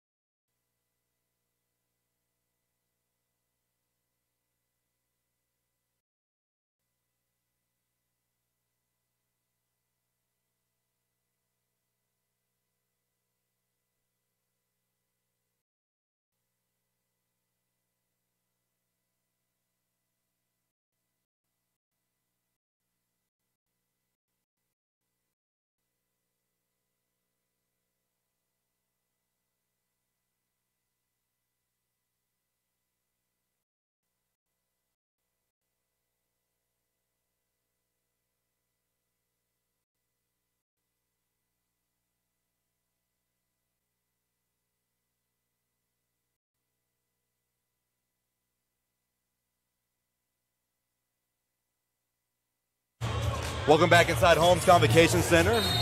Georgia Doom leads the High Country Grizzlies 40-13, 3:28 left in the third quarter. Field line drive kick to Jalen Jackson. He can't get it, and then Quentin Tucker will get it in the end zone. He will get out of the end zone. Big block. He finds open room. He gets to midfield, and somehow, he turns a kickoff that was caught in the end of the end zone. And that's going to be a block on number 5, Trevon Badger. And that's Badger's third penalty on special teams, Mackie. That's something that's really hurt the team a lot. And trying to move that ball forward to get good field position to start the drive. That ball almost out to midfield. That would have been another return for over 20 yards from Tucker. Best return on this High Country Grizzly roster. But penalties cost the inch mark of their own goal line. Darren Daniel will be under center. Trayvon Badger in motion. He'll end zone. Gets to the 2-yard line, the way it looks from our vantage point. And Mackie, that play call, a little predictable in my opinion, but maybe necessary as they're backed up pretty deep. I don't think Missouri wants to risk having a sack in his own end zone or some kind of missed fumble, which has happened to the Grizzlies a couple times every game this season. So being extra careful with the field position he was handed. Scott Meserve really just running the ball straight forward to try to get Darren Daniel off of his own goal line. Drake White will be in motion. Trayvon Badger puts a little move on, and he is eventually tackled by Thornton Chandler and Brian Walker. A gain of, we'll call it 6, so 3rd and 3. And you know what, Mackie? In this game today, the Grizzlies receivers have struggled a little bit, not only with the play, but a little bit mentally, too, I think, on the field. And I credit a lot of that to the play of this Doom secondary. You know, after this play, I'll get into it more, but they have really performed well today. Downfield to Trayvon Badger, and that is a clear offensive pass interference. Clearly pushed him in the back. Thornton Chandler was covering Trayvon Badger, and that's just a play to where no matter how much you're down, there's no way you're going to eventually cut the lead down and get back into it when you make plays. At this point, that mentally the Grizzlies are shot. I mean, the Doom are all over them. They have been the whole half so far, and like I was just saying, I credit this secondary to the Doom quite a bit. They have given no separation. They've been like all day, and even when the receivers can get a little separation and catch the ball, they're right there to make the tackle. They have not given the Grizzlies receiving core anything easy here today, and it's starting to mess with them mentally. You can see it from the penalties with Badger just now, from A.J. Stevenson talking to the refs before plays are over. This receiving core has really had their head out of the game ever since the second quarter. Jared Harris will be in motion. Darren Daniel, right, can't find anybody with a flag on the play. He's all down in the end. And the ball is recovered by Joe Searcy. And right now there is no indication by the referee. They're taking their time discussing to try to make sure.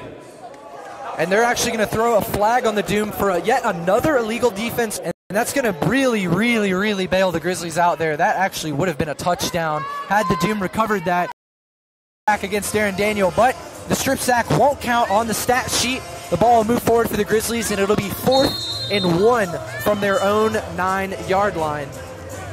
But Mackie, the mental mistake continue further here in the third quarter. They really have not gotten it up back in this game since they allowed that touchdown at the end of the second quarter. And I will point out, A.J. Stevenson, number 14, usually is wearing number 11 for the Grizzlies. Keep an eye on that. So the ball is handed off to Jalen Jackson, who gets his way through. It appears to be a first down. I like the hustle there by Jalen Jackson, lowering his shoulder. A big, big presence on offense. Jalen Jackson, standing at 6'5", 285, does not let anybody stop him there. He's a tank, and he moves forward for the first down, moving the chains for the Grizzlies, and they're going to need a little bit of that if they want to make this score more respectable headed into the fourth quarter as the clock runs down with 28 seconds left. Darren Daniel takes the snap. He's in the backfield, looks downfield, throws it to Drake White, who catches it, then he's pushed out of bounds. So another first down for the Grizzlies. The clock is at 15 seconds in the third quarter and counting. The Grizzlies, this is a perfect chance to get some momentum going into the last quarter of the game and hope that you can just shut down the Doom offense and get your offense going. And they've got to be careful with this clock, Mackie, ticking down, and it's going to go to 0. Meserve's going to let it run out. They're going to keep possession headed into the fourth. Meserve doesn't want to rush anything there. Actually, probably a pretty smart decision, allow himself to talk it over with his team. But headed into the fourth quarter, the Grizzlies do trail 40-13 at home here at the Holmes Convocation Center. Grizzlies are down, like you said, 40-13. Third quarter has now ended. Grizzlies are on offense, and they will begin to go right to left as the fourth quarter has hit. We'll take a quick break in between quarters, and we'll come back with the final countdown, as you can hear playing in the background, of this Grizzlies game. The Grizzlies are down 40-13. You're watching the High Country Grizzlies on the High Country Grizzlies YouTube network.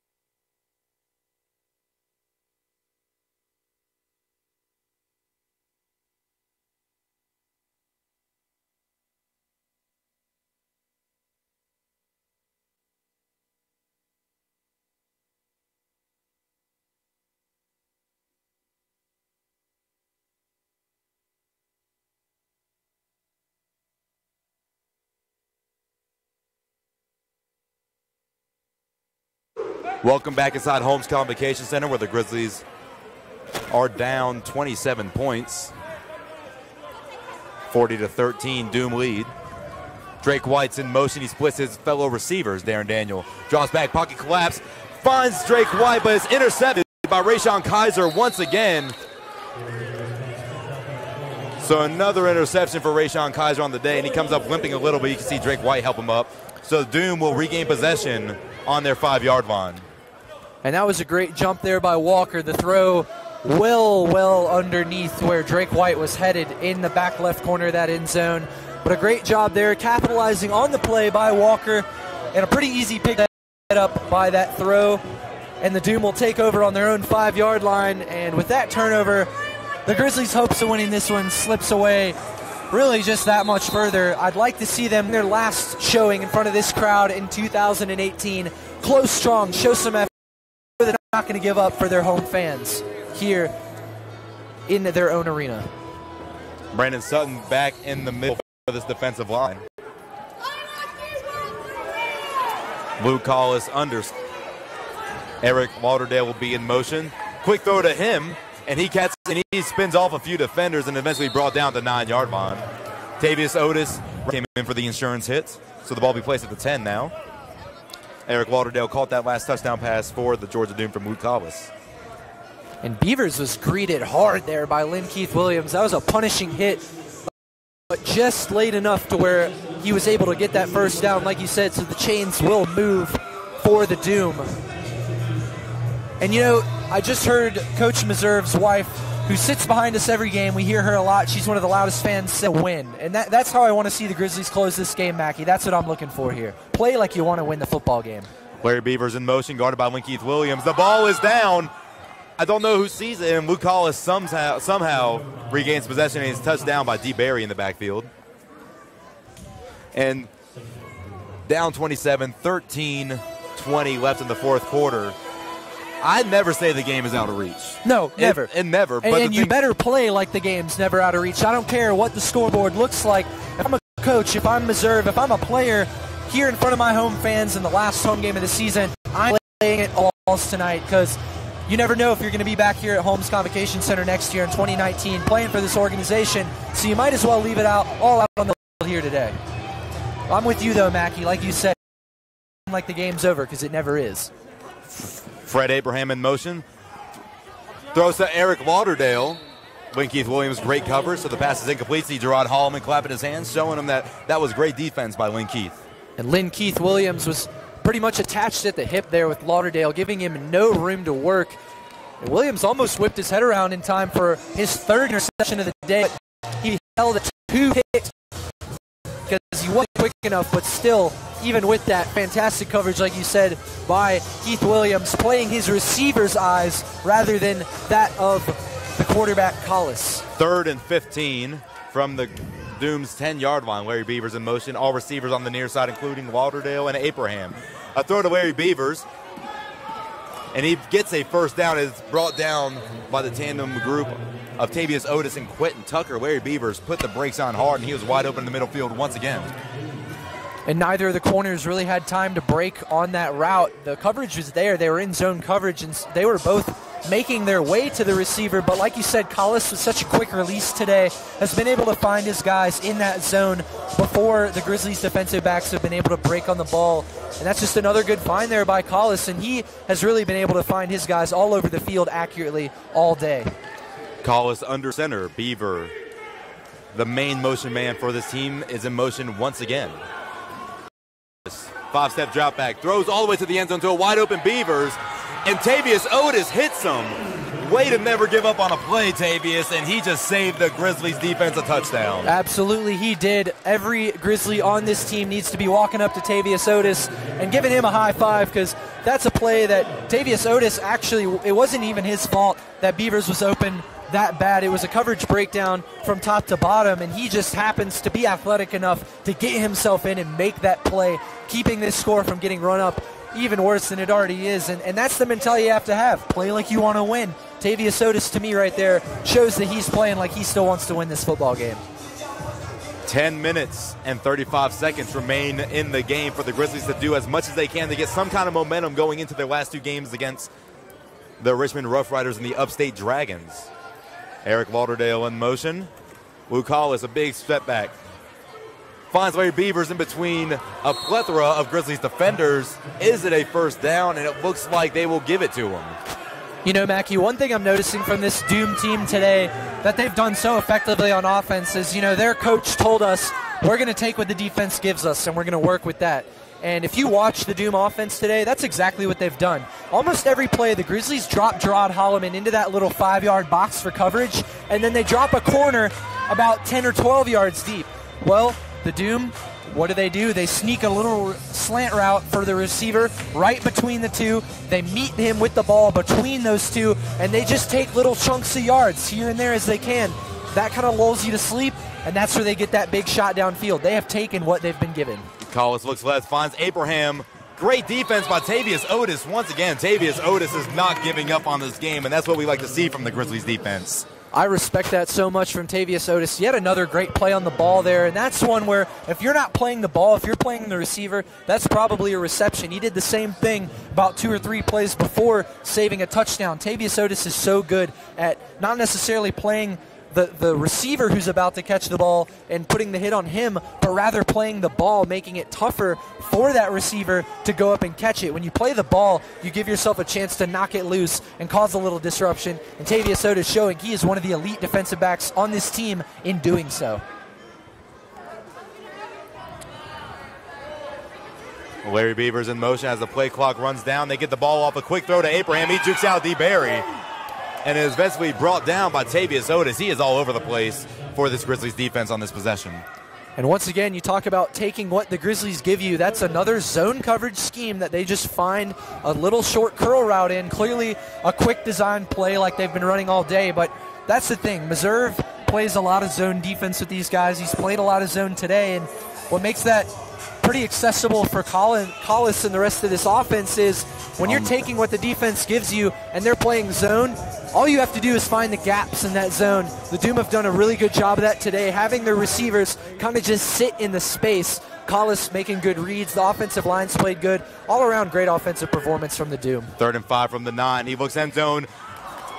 Tries to get the ball to Larry Beavers. Tavius Otis got his hands on it. Almost an interception for Tavius, and that'll be the perfect way to top off this possession if Tavius Otis can get some sort of takeaway for the Grizzlies with all he's done to save points from being on the board for the Doom this drive. Well, that's the 4th consecutive time, the name Otis has come out of our mouths in a play call for this Grizzlies defense. He's really shown what he's made of here as of late. Really grinding for his team. I like to see that. I really do. They are on the 9-yard line, and the first down marker is at the Grizzlies' 4-yard line. So 4th and 5 for this Doom. Let's see if the Grizzlies can get a huge stop with 7:15 left in the 4th quarter. Larry Beavers in motion. All receivers on the near side. We call it a quick throw to Eric Lauderdale, and he brings it in over Lynn Keith Williams for another touchdown. So now the score is 46-13. Doom leads, pending this extra point. And Lynn Keith Williams looks like he was assigned to cover the flats there. They ended up sneaking the receiver in Abraham right behind him. And Lynn Keith Williams caught looking at the quarterback, Collis, a little bit, allows that receiver to get in behind him on the backside. And Collis really does a great job there with a nice lofty pass, making sure only Abraham could get it.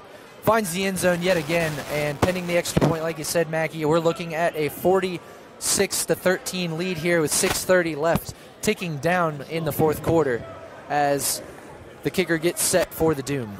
Brian Umstead looks to send yet another extra point through the uprights. Good hold by Marcus Brooks. And nothing but the field goal net for Umstead. So the score now 47-13. Doom leads. 6:16 left in the 4th quarter. A media timeout is on the field. We'll take a timeout with them. You're watching the High Country Grizzlies on the High Country Grizzlies YouTube network.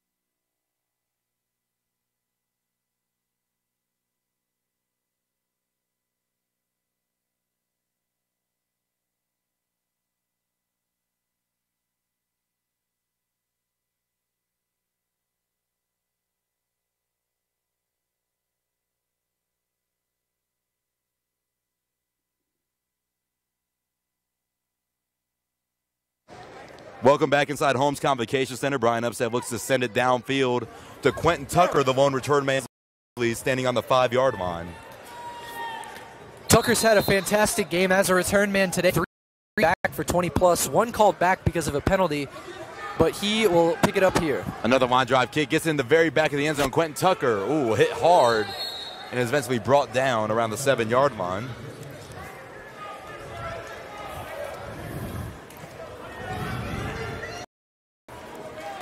So Darren Daniel and company will look to get some more points on the board as clock starts to run down in the 4th quarter. For the Grizzlies, Trayvon Badger, Drake White, and like you said earlier, Gray, A.J. Stevenson, number 11, probably some jersey issues, a ripped jersey. We saw Ethan Farmer rip off Train Moran's jersey from last week against the Peach State Cats. Darren Daniel from the end zone, fires A.J. Stevenson, turns around, gets the first down, and is brought down about the 19-yard line for the Grizzlies. He's up quick to try to get the offense going. Tackle made by Thornton Chandler and Michael Ruffin for the Doom. Credit to the offensive line on that play. That's one of the cleanest pockets that either Daniel or Jaquan Neal has had all day. It allowed him to have time, and great offensive line work there. Trayvon Badger will be in motion. All receivers on the near. A little bit of a low snap. A throw to Drake White, and he hauls it in with Chandler right on his back. And you can see after every catch, these receivers are running to the line of scrimmage. They're trying to get as much as they can with this 5 minutes and 10 seconds remaining in the game. And I like to see that. That's the kind of grind that, shows even though you're down, you're not going to let the scoreboard get to you. I wish the Grizzlies would have had this mentality last quarter. They might have been able to save this game. Darren Daniel rolls out of the pocket right. Intended receiver Trayvon Badger, he cannot find him. Thornton Chandler on the coverage.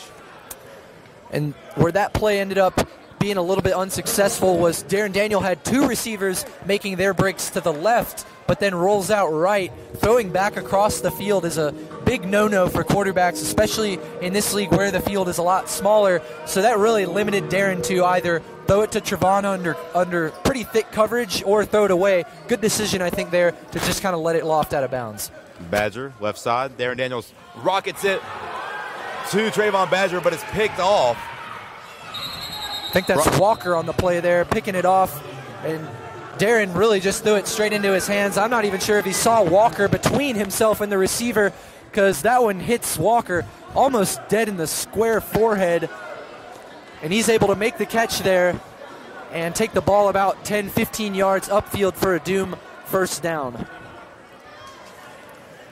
And that will probably just about do it for, you like to say a game's not over at 47-13, 4:14 left. The Grizzlies giving up yet another turnover there. It is starting to get a little out of reach. We've been acknowledging that, but like to see the grind. I want to see the defense continue to work here. Just because you're down on the scoreboard doesn't mean you have to let it get any uglier, and I think that the rest of the team should take into consideration what guys like Tavius Otis and Ethan Farmer and Brandon Sutton have brought to this team in fighting no matter what. Eric Lauderdale in motion. A high throw by Luke Collis, hit by Ethan Farmer. Or excuse me, that's the new backup QB, Marcus Brooks. Looks like Luke Collis will sit down as his day comes to an end. Luke Collis ends the day 301 yards through the air on 21 completions, 6 touchdowns and 2 interceptions, both to Linkeith Williams. Overall, good game by Luke Collis for the Georgia Doom, putting his team up top. Mackie, we talk about how Collis has been able to get those quick releases. The Doom's play count has got to be double what the Grizzlies is. I don't have the stats right in front of me, but Collis himself had 35 attempts, 21 completions on that, and that is 35. That's a lot of attempts, and he hasn't even finished the football game today. Brooks steps back, throws downfield to Frederick Abraham, who is hit hard by Linkeith Williams, I believe, there on the stop.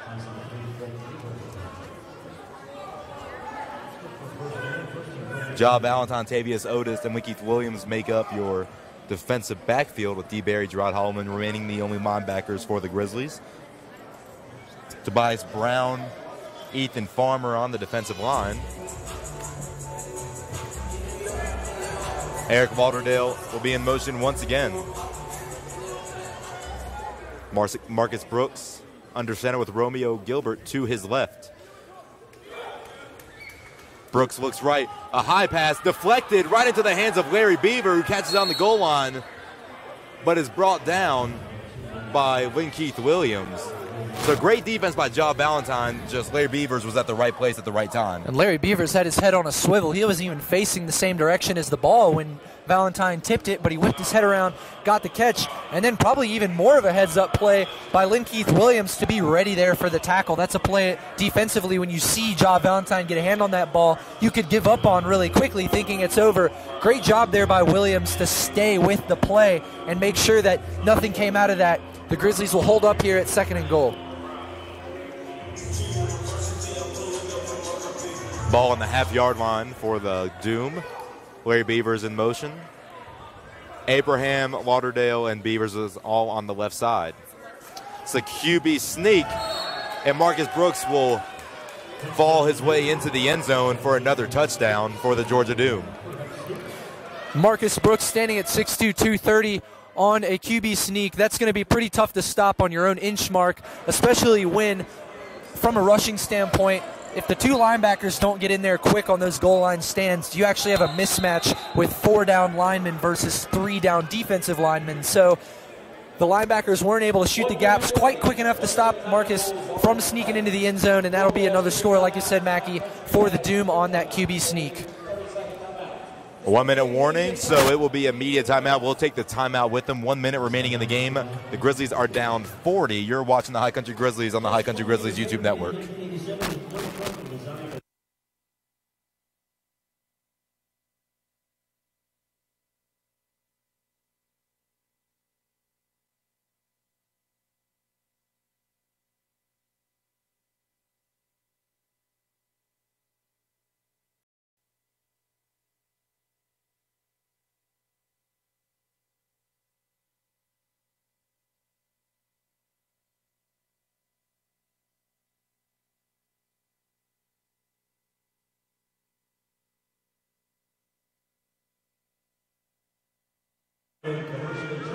Welcome back inside Holmes Convocation Center. Mackie Gallagher here, joined by Grace Salter. 53-13 is your score, with this extra point pending after the 1 minute warning. And I just want to give a quick thanks to the production team and the High Country Grizzlies organization. A big shout out to Rob Moore. He's been the head of this production team. Made sure the live stream on YouTube works. Everything on the website is up to date. And all the game shows, all of these videos you see on YouTube are the products of Rob Moore. Then we have photographers Callie O'Malia, Sierra Thompson, Topher Abbott. Big thank you to John Scher, who has hooked us up with rosters, stats all season. Cameron Fagala keeping us up to date with the coaches show, the pregame show, and making sure everything is running smoothly. Bree Kaler, the heartbeat of this organization, making sure everything that's not on the field is going swell. And also Drew Piscopo of Skyline Sky Best providing the equipment and running the coaches show inside the coaches den. You can find on the High Country Grizzlies YouTube page. And most of all, a big thank you to Christina Potter and Paul Potter for making this season a possibility. They have treated us so well. We have come into this organization, Gray and I, new broadcasters. We didn't do this last year. We were handed the ropes from Brandon Tu and Matt Kronbach, two good friends of mine, and they gave us this opportunity. And when we walked into the High Country Grizzlies office over there near Walmart and Boone, they welcomed us with open arms, and they treated us as one of their family. So I'm sure I can speak the same for Gray and myself. Enough for giving us this opportunity, considering that this will be our last minute of broadcasting for the Grizzlies this season. Absolutely. Y'all, this season has been such an honor to work with this organization. I hope that I get the opportunity to come back next year and potentially call for this team. You know, I've had such a great time getting to know the players, getting to know the people around the organization, the Potter family. It has really just been such a warm welcome.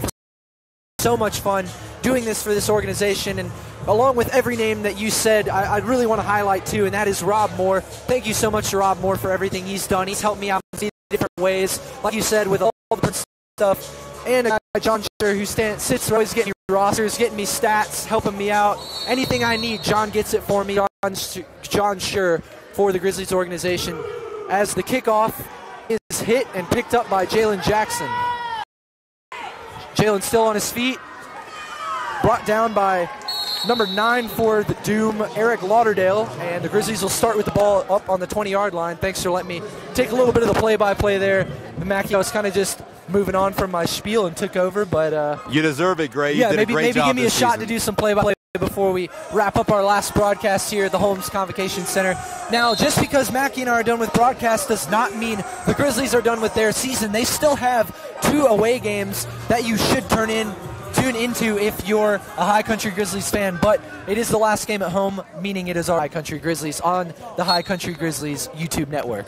Darren Daniels' pass to Trayvon Badger was a little short, hit the ground before Badger, so incomplete. And like we said, this is our last broadcast. The Grizzlies still have 2 games in their season, and you can still stay up to date with what's going on in the Grizzlies organization by tuning into the Bare Necessities podcast. There should be a new episode up this week. It'll just be by myself as Gray heads home for the summer and spend some time with his family. And right now, a weird chain of events. It was a clear offside, but a very late whistle. So offsides on the offense, so 5-yard penalty. And it will now be 2nd and 15. But like I was saying, the Bare Necessities podcast can be found on WASUradio.com under the Sports Podcast tab. We will have the Inside the Coaches Den Coaches show weekly the rest of the season on the YouTube page of the High Country Grizzlies where you're watching this live stream now. And we will have some pre-games. Darren Daniels steps back, looks on the field, finds Drake Chandler, and he stays with it for a Grizzlies touchdown. Is down, but Drake White, great focus and not lose sight of the ball and to score to put the Grizzlies on the board once again with 40.3 seconds left in the game. And the flag that was on the field was on the defense on 32 for the Doom, Aaron Appleby. That penalty, of course, will be declined on a fantastic catch by Drake White. The ball was tipped high up in the air. He was able to whip his head around and track the ball back over his shoulder yet again going in. And it's nice to see the Grizzlies put a touchdown up in the second half to kind of close it out for their fans with 40.3 left. I think the Doom may try to just kind of run the ball out here.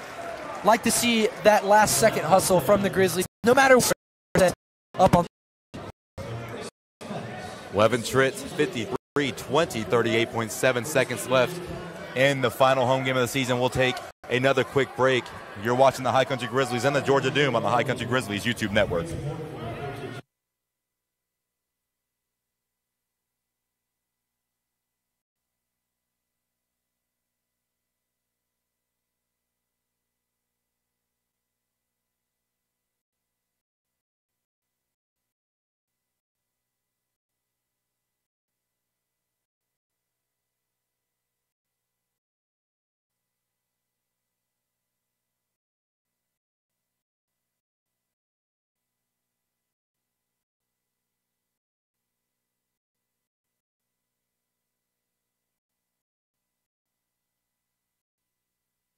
Welcome back inside the Grizzlies den. Victor Levin Tritt looks to boot it downfield.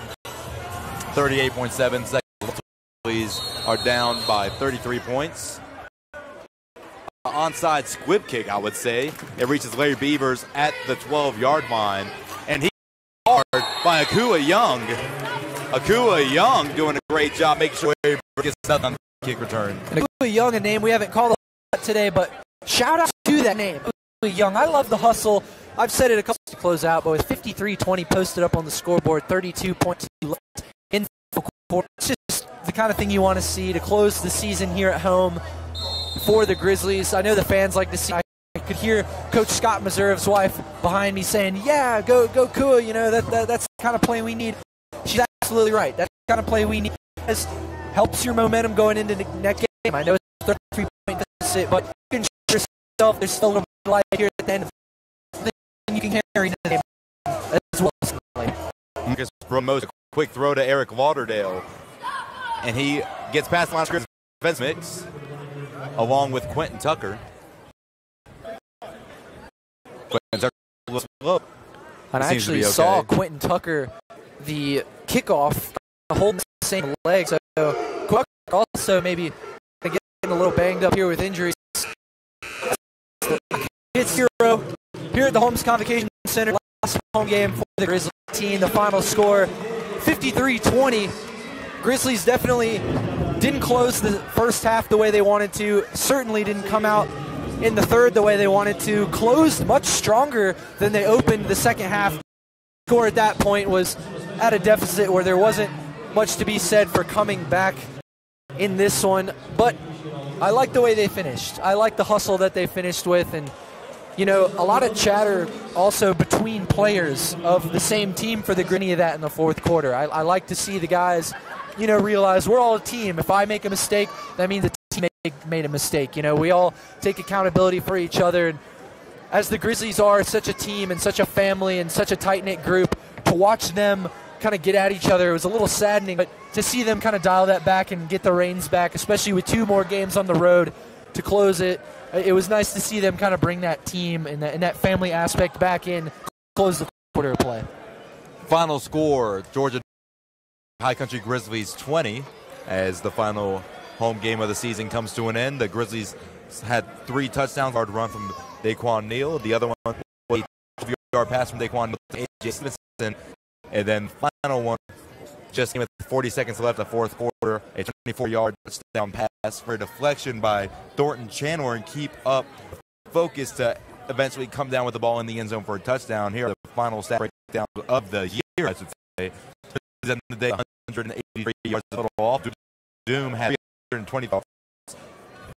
The Grizzlies outran the Doom 16 yards, while the Grizzlies had 3 for the loss of 30. The Grizzlies had 3 turnovers, while the Doom had 2. All 3 of those turnovers were interceptions, and the Grizzlies 16. The Doom had 20 downs, the Grizzlies 12, and the Grizzlies not doing on fourth down. Darren Daniel ends the day 10 of 26, 96 yards, touchdown, 3 interceptions. 46 yards and 1 touchdown. Daquan Neal is the leading rusher with 13 yards. And then Drake White, leading receiver with 76 yards, 1 touchdown. A.J. Stevenson had 64 yards and a touchdown. TV is tackles, 5 of those solo. Keith Williams, 4 tackles, 2 interceptions. Quentin Tucker, Gerard Holloman, 3 tackles. Marcus Haynes, 2 tackles. Trevon Badger, Brandon Sutton, D. Berry, Drake White, Akua Young, Ja Valentine, all 1 tackle. Victor Leventritt had 2 extra points. And Quentin Tucker had 3 kickoff returns for 37 yards. Jalen Jackson, 3 for 21. And then A.J. Stevenson had 1 for 0. Once again, final score, 53-20. Doom defeats the Grizzlies in the Grizzly Den of the final home game of the season. Gray, as we wrap up our last broadcast of the year, I don't even want to focus on this game in particular. The whole season leading up to now, with the exception of the final 2 games, talk about the Grizzlies a little bit. What score doesn't show it? How different of a team this is off the field as well. Guys, this team has dealt with a lot of adversity this year. You have to realize a lot of injuries, a lot of guys who have kind of come in and out of the organization, and that's not due to the organization. That's actually due to their success. A lot of those guys are getting opportunities at a higher level, which is partially what this league is for, is to, you know, allow guys with a lot of talent to show themselves, improve this level. So, you know, dealing with that, you get a lot of inconsistencies with the personnel. Started to get more that further on in the season, and that helped their success. You know, the team always was bonded close together. Faces were starting to be seen every week on both sides of the ball. You know, that turnover started to get a lot less team. As far as just what I've seen, I mean, I love being around this team. I love being around the organization. Everybody's just got such great attitudes, and everybody wants to win so badly. This team is all about focus and winning, and they're just going to, every week, no matter what the showing on the scoreboard is, they go into practice ready to improve, ready to take those things into consideration and watch the better. That's what this team is all about. They're about getting better and coming in and trying to put on a show for their fans every week. And, you know, every week is just about doing what they can to fix what they saw from the week before and accomplish that. And I think that's, you know, something that, you know, any team can kind of relate to in this league, and that is just getting players better every day. That's what this organization's about. It's what they've been about all year, and I've loved to have been a part of it. Now, Gray, I've said yes to a lot of opportunities in my life. I've been a PA announcer since I was 16 years old. I started sports broadcasting on radio and television when I was 18, and I'm now 20, about to turn 21 in 2 months. But this was by far the best thing I've ever said yes to. This organization, this team, the coaches, the players, the people we mentioned earlier before, they have made this job a dream come true. This is the first time you and I have been able to be the voice of a team. We call games with WASU and ASU Sports, but we work with a bigger team to where they're